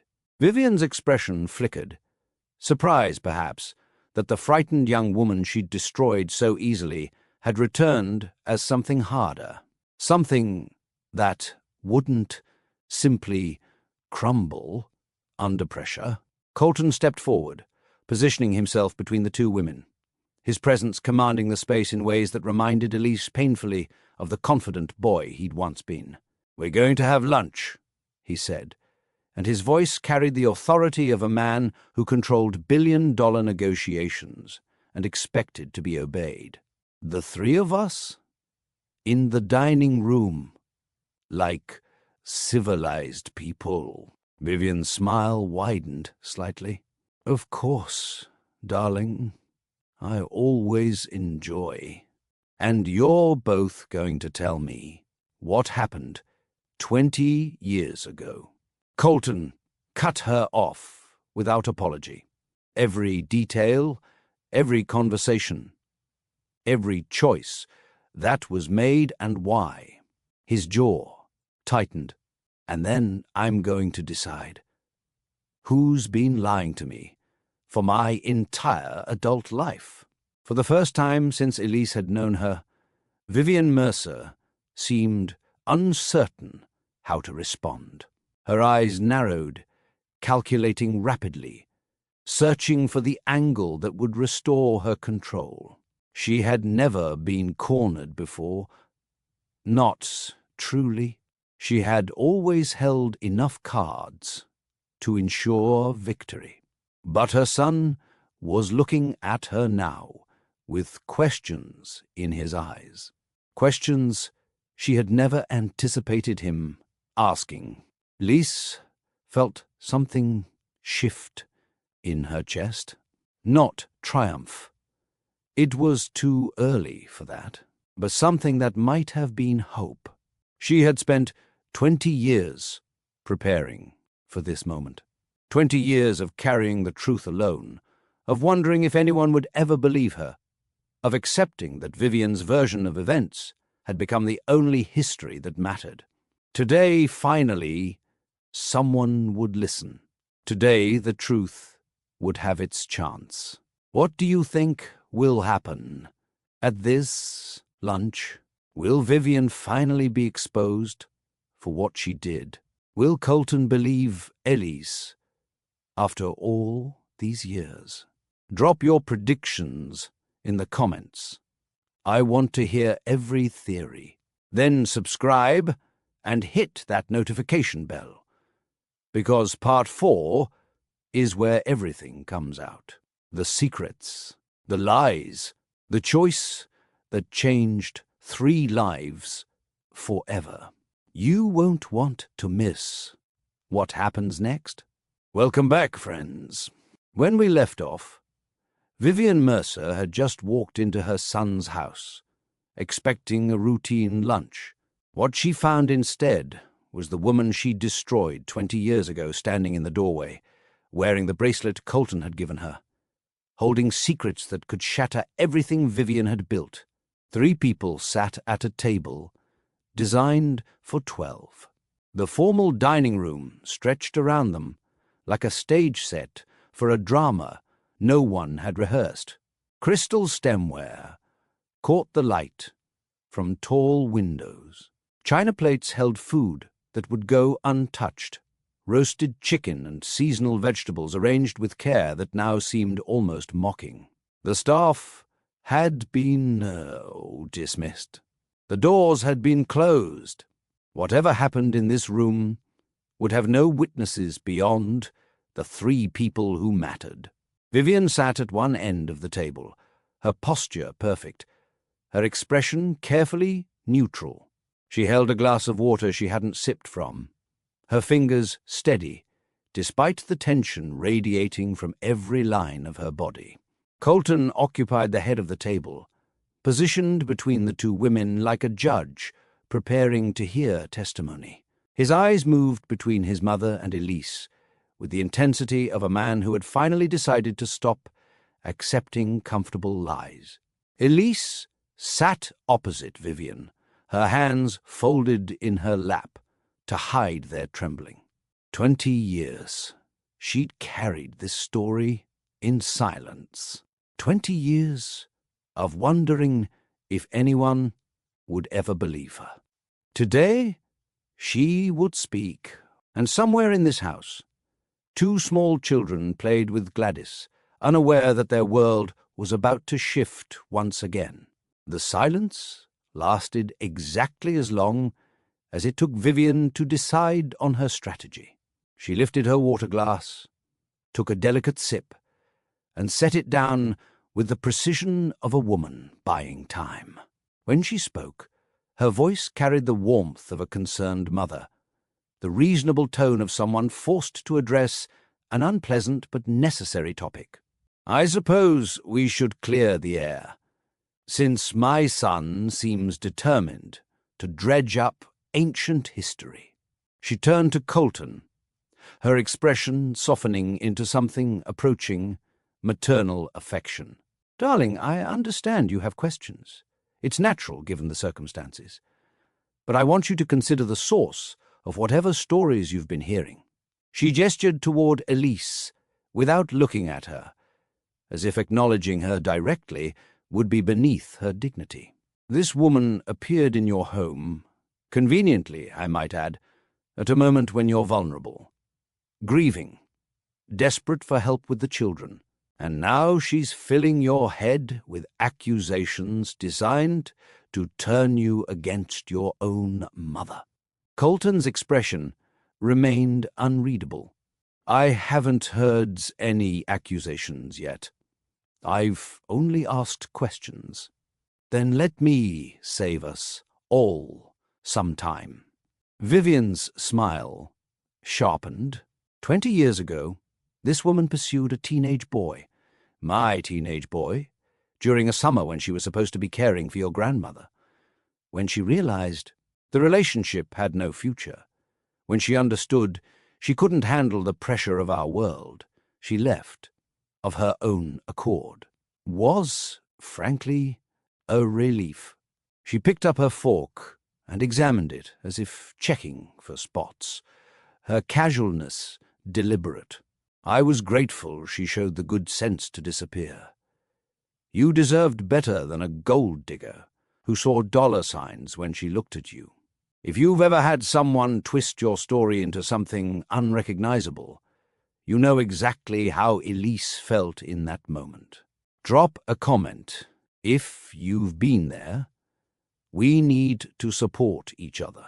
Elise felt the familiar weight of powerlessness pressing down on her. This was Vivian's gift, the ability to reshape reality with nothing but confidence and conviction. She'd done it 20 years ago, and she was doing it again now. But Elise wasn't 23 anymore. She wasn't desperate and frightened and alone. She had nothing left to lose. That's not what happened. Her voice came out steady, surprising even herself. She met Vivian's eyes across the table, refusing to look away. You called me to a private meeting. I thought it was about your mother's care. Or maybe... She paused, the old hope still painful to acknowledge. Maybe about wedding planning. Colton had been talking about a future together. I thought you wanted to discuss it. Vivian's expression flickered, just for a moment. Just enough for Elise to know she'd struck a nerve. Instead, you sat me down in that sitting room and told me about my father's treatment, the experimental therapy that was keeping him alive. You told me the Mercer Foundation had funded the research trial. Lisey's hands had stopped trembling. Something had settled inside her, the calm that comes when you finally decided to stop running. You said one phone call and that funding disappears, not just for my father, for the entire trial, dozens of patients cut off because I wouldn't do what you wanted. This is absurd. You told me about the hospital bills, the nursing school loans. You said you had connections at every institution that might hire me. You said my career would be over before it began. Vivian set down her fork with a sharp click. I would never. You gave me 3 sentences to write. Elise's voice rose slightly, cutting through the denial. You dictated them while I sat there with shaking hands. I can't explain. I'm sorry. Please don't look for me. You watched me write every word. Then you watched me walk out of your son's life. The room fell silent. The chandelier's light seemed too bright, illuminating every crack in the polished surface of this family's history. Vivian's composure had shifted, hardened into something more defensive. She hadn't expected Elise to remember the details so precisely. She'd counted on time eroding the specifics, leaving only vague accusations that could be easily dismissed. You have no proof of any of this. Her voice had lost its warmth, revealing the steel beneath. Not a single document, not a witness, nothing but your word against mine. I know. Elise felt the truth of that admission settle over her like a familiar weight. That's why I never told anyone. Who would believe me over you? You're Vivian Mercer. Your name is on hospital wings and scholarship funds and charity galas. I was nobody. A nurse's daughter with student loans and a dying father. She turned to look at Colton, finally, letting him see everything she'd hidden for 20 years. The grief, the guilt, the love she'd never stopped carrying. Who would ever believe me? Colton had been silent throughout, his eyes moving between the 2 women, absorbing every word, every reaction, every flicker of expression. Now he spoke, and his voice was very quiet. "I might." 2 words, and the balance of power in the room shifted completely. Vivian's mask slipped for just a fraction of a second, genuine surprise breaking through the careful composure she'd maintained for 73 years. She hadn't expected her son to say that. She had counted on his loyalty, on the decades of conditioning that should have made him dismiss any accusation against his mother without consideration. She recovered quickly, but not quickly enough. "Colton? Darling, you can't possibly." I said I might believe her. He held up a hand, stopping her mid-sentence. "I didn't say I needed to rely on faith alone." He reached into his jacket pocket and withdrew a slim folder, placing it on the table between them. The leather was expensive, monogrammed with his initials, the kind of portfolio that held documents meant to change the direction of meetings and negotiations. Elise stared at it, her heart pounding. She had no idea what was inside. "I had some research done this morning," Colton said, his voice carrying the flat calm of a man who had spent hours preparing for this moment.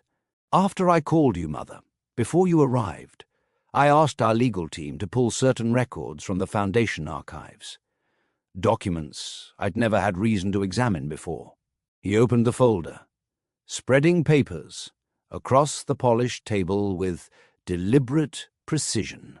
"These are records from the Mercer Foundation's Medical Research Division, specifically funding decisions made during the summer of 20 years ago."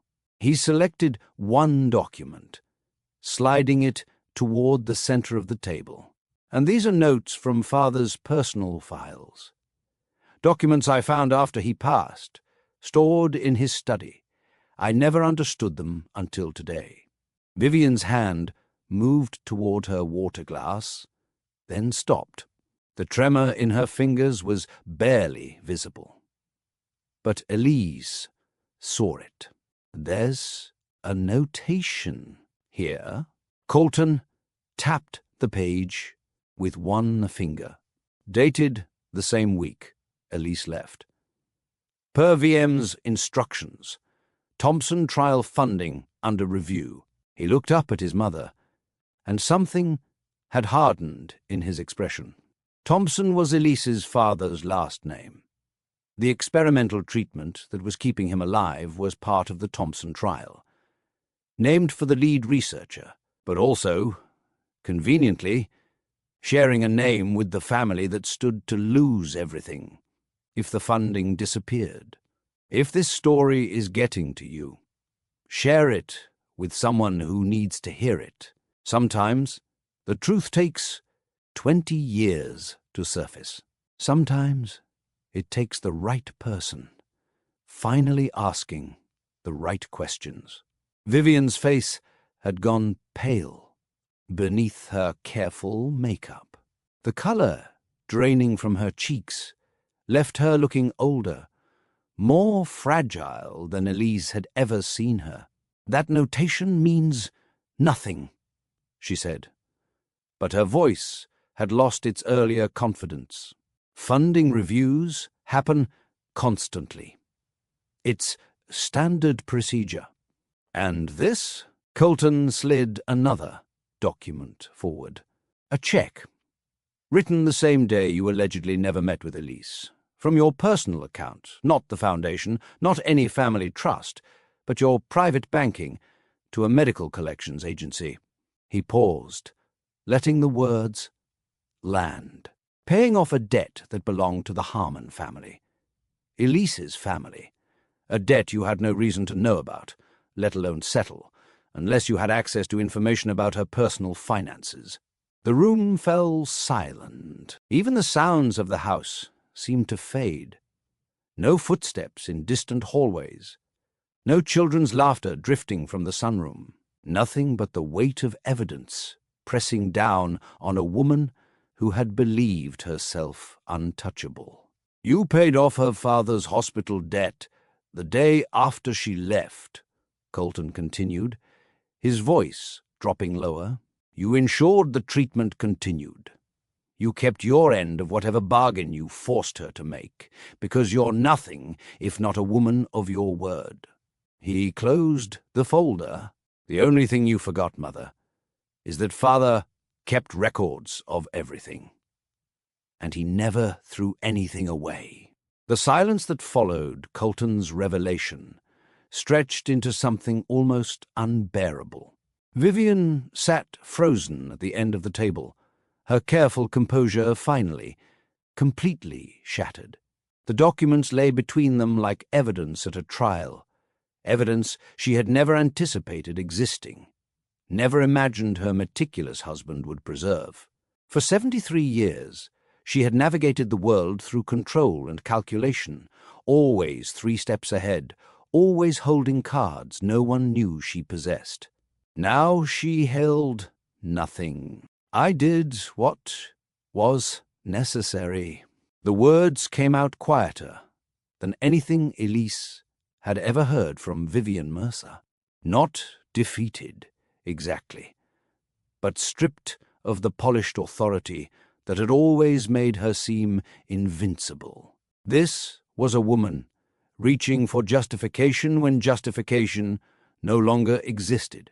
You were 17 years old, Vivian continued, her eyes fixed on her son with something that might have been desperation. About to throw away your future for a girl with nothing, no family of consequence, no connections that could benefit you, no understanding of our world or what it demanded. Her voice strengthened slightly, finding familiar ground in the logic she'd used to justify her actions for 2 decades.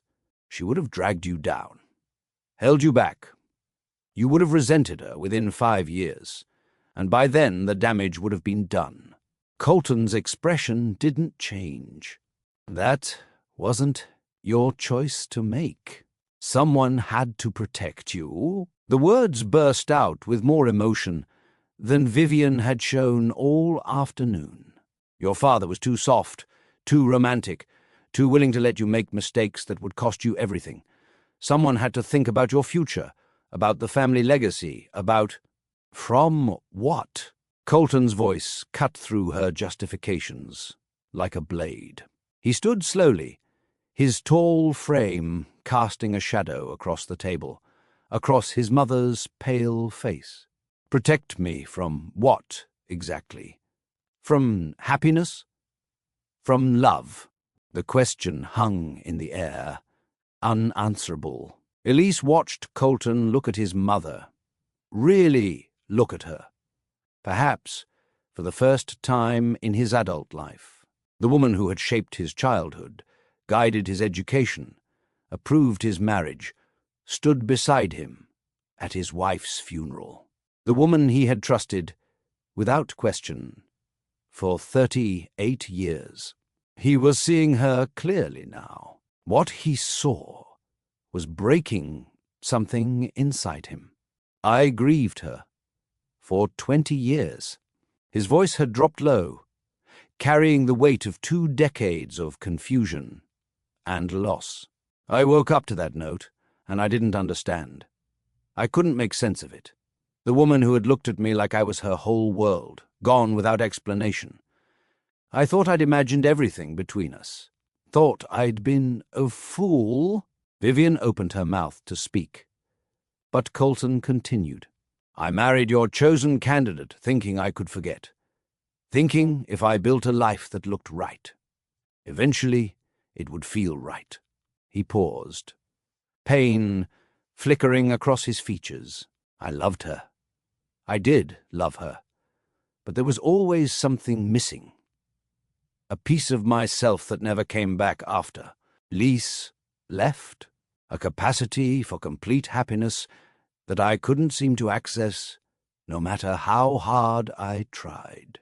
You have 2 beautiful children, Vivian said, grasping for something positive in the wreckage.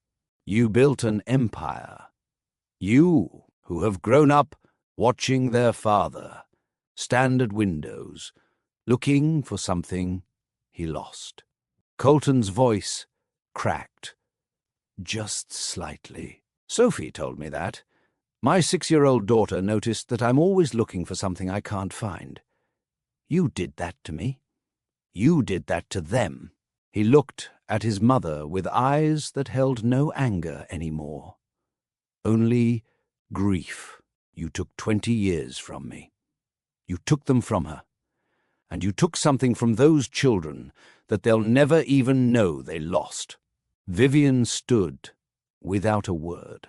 Her chair scraped against the marble floor, a small, undignified sound that seemed to shock her almost as much as the document still spread across the table.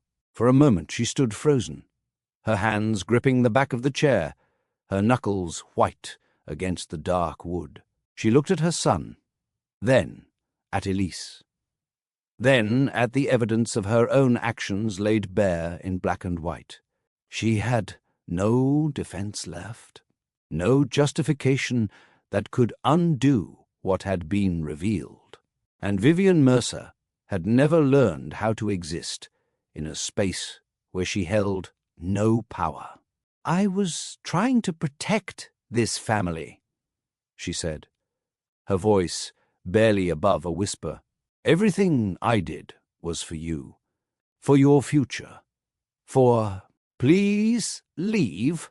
Colton's words were quiet, but final, not angry anymore.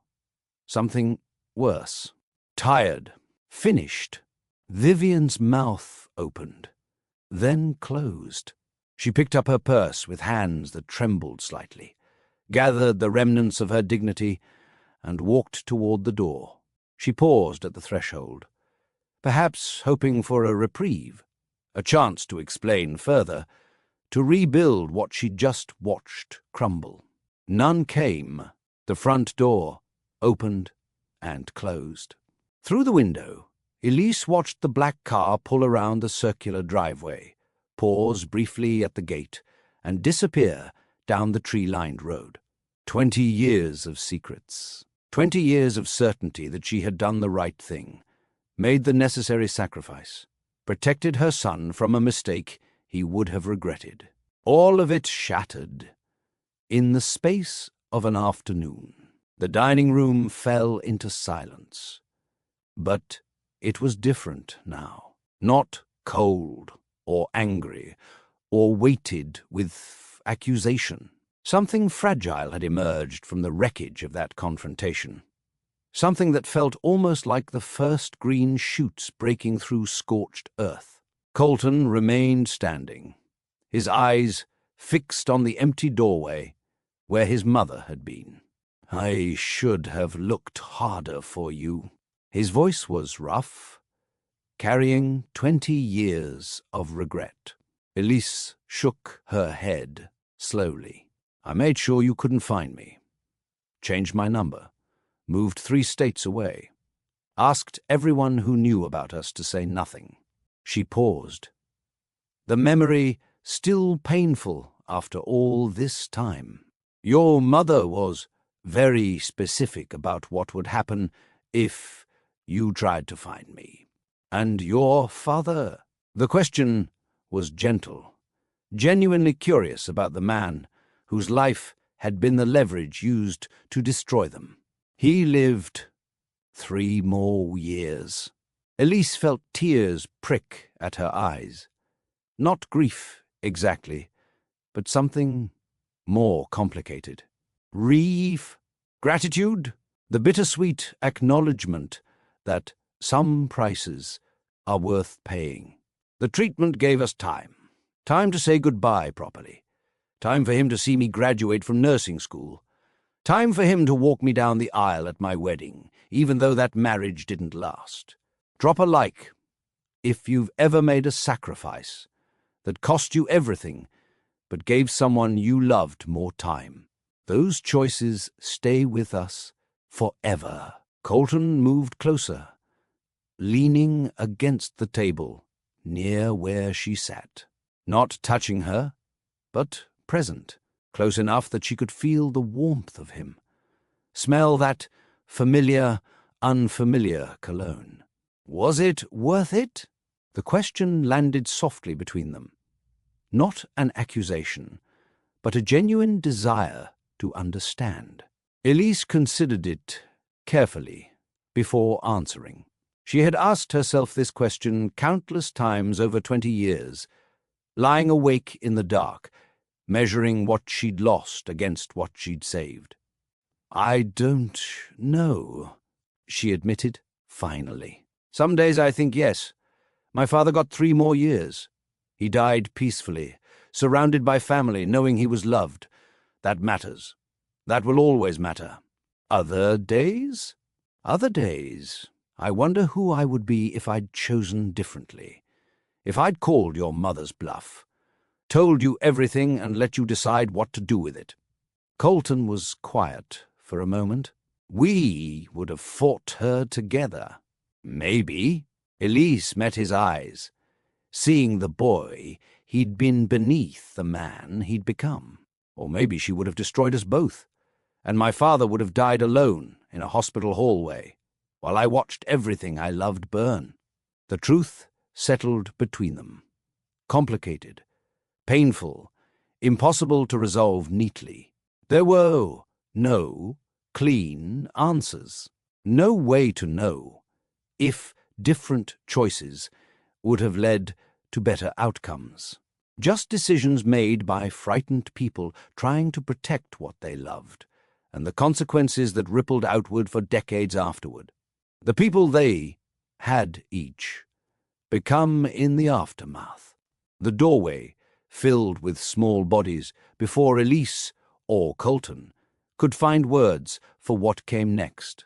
Sophie burst into the dining room like a force of nature, her wild curls escaping from pigtails that had clearly survived an adventure, her hands clutching a fistful of green that Elise recognized as weeds pulled enthusiastically but indiscriminately from the garden beds.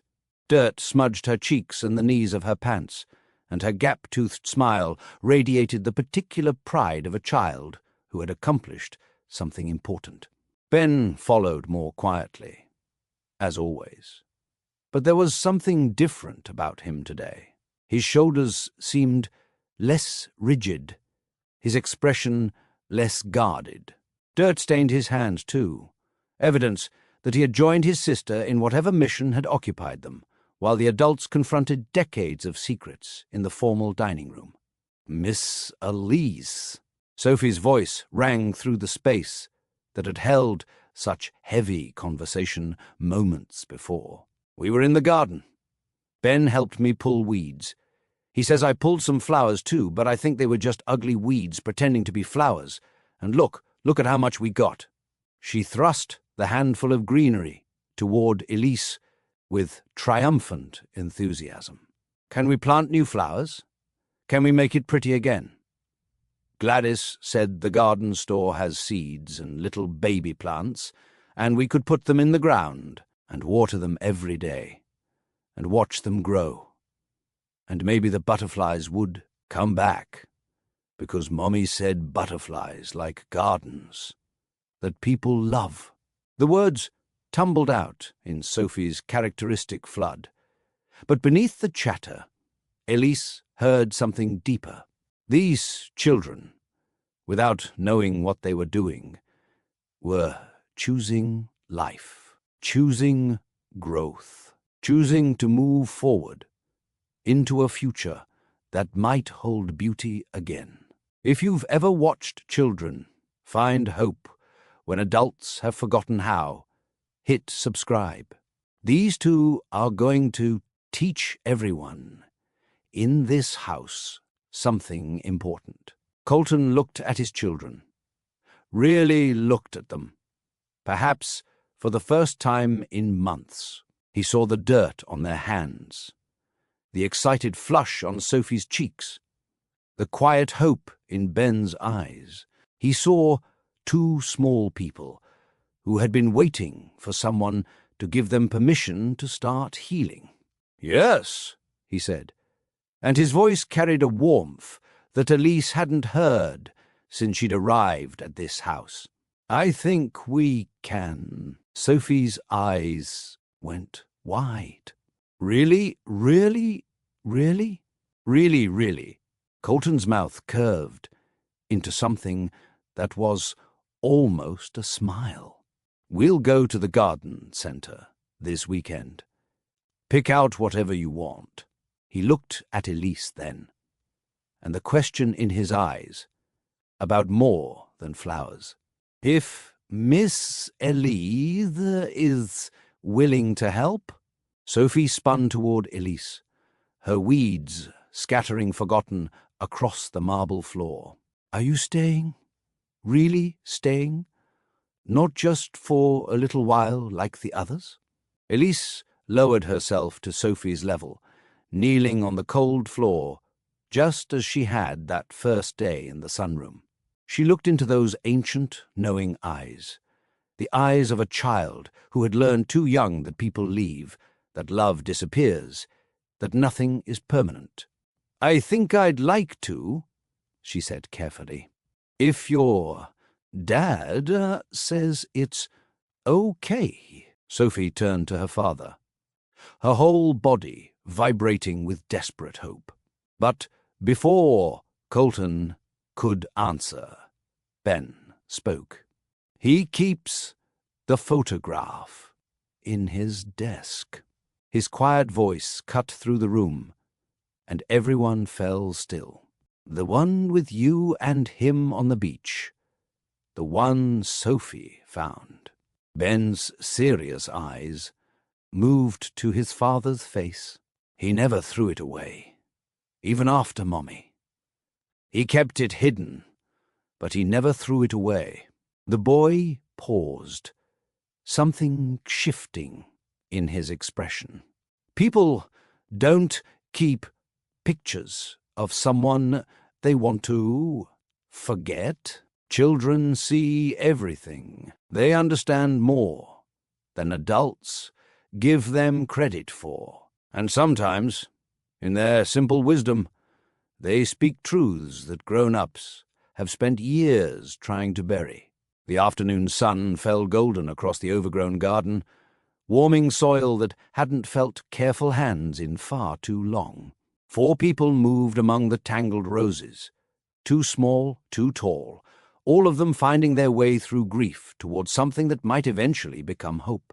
Sophie had appointed herself director of operations, pointing at patches of weeds with the authority of a general commanding troops, issuing instructions that changed every 30 seconds as new priorities presented themselves. Ben worked quietly along the stone path, arranging rocks that had been scattered by neglect into neat lines, creating order where chaos had taken hold. Colton and Elise knelt side by side near a bed of lavender that had somehow survived 2 years without attention. They weren't touching, not ready for that yet. Not after everything that had been revealed, and everything that still needed healing. But they worked close enough that their shoulders brushed when they reached for the same trowel, close enough that she could feel the warmth radiating from his arm when the breeze shifted. Close enough to begin. This will take time. His voice was low, meant only for her, lost beneath Sophie's cheerful commands and the rustle of leaves. I know. I don't know how to trust anyone anymore. He paused, his hands stilling in the dirt. Not after losing my wife. Not after learning what my mother did. Not after 20 years of believing a lie. Elise sat back on her heels, meeting his eyes. We take it slow. No promises we can't keep. No expectations that either of us isn't ready to meet. They children? She glanced at Sophie, who was currently explaining to a rosebush why it needed to grow faster, and at Ben, whose careful stone arrangements were starting to look like an intentional design. We tell them the truth, age-appropriate versions. We let them ask questions, and we answer honestly.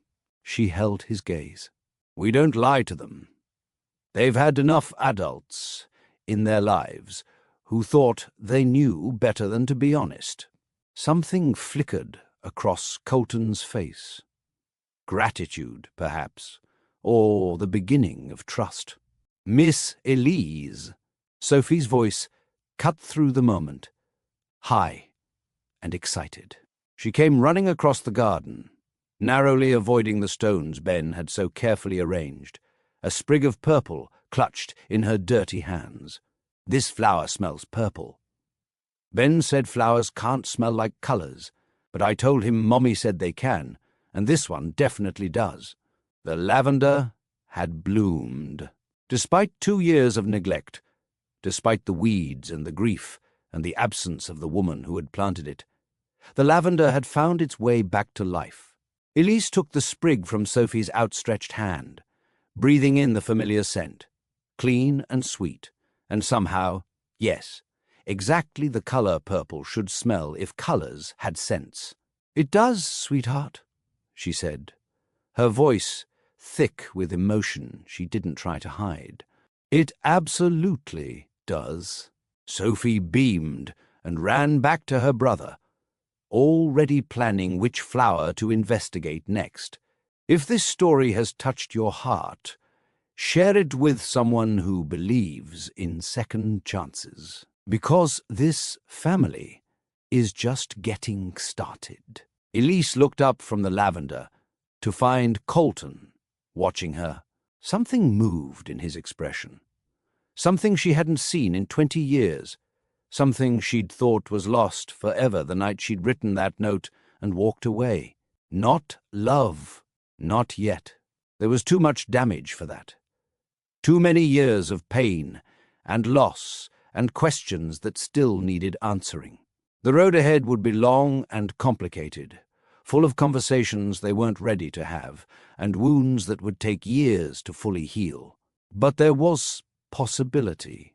In his eyes, in the set of his shoulders, in the way he'd positioned himself beside her rather than across from her, there was the beginning of something that might, with time and patience and honesty, grow into something real. And in a garden that had been waiting 2 years for someone to love it again, possibility was enough. It was a beginning. Not every story ends with a wedding. Not every wound heals overnight. Not every love story follows the path we expect.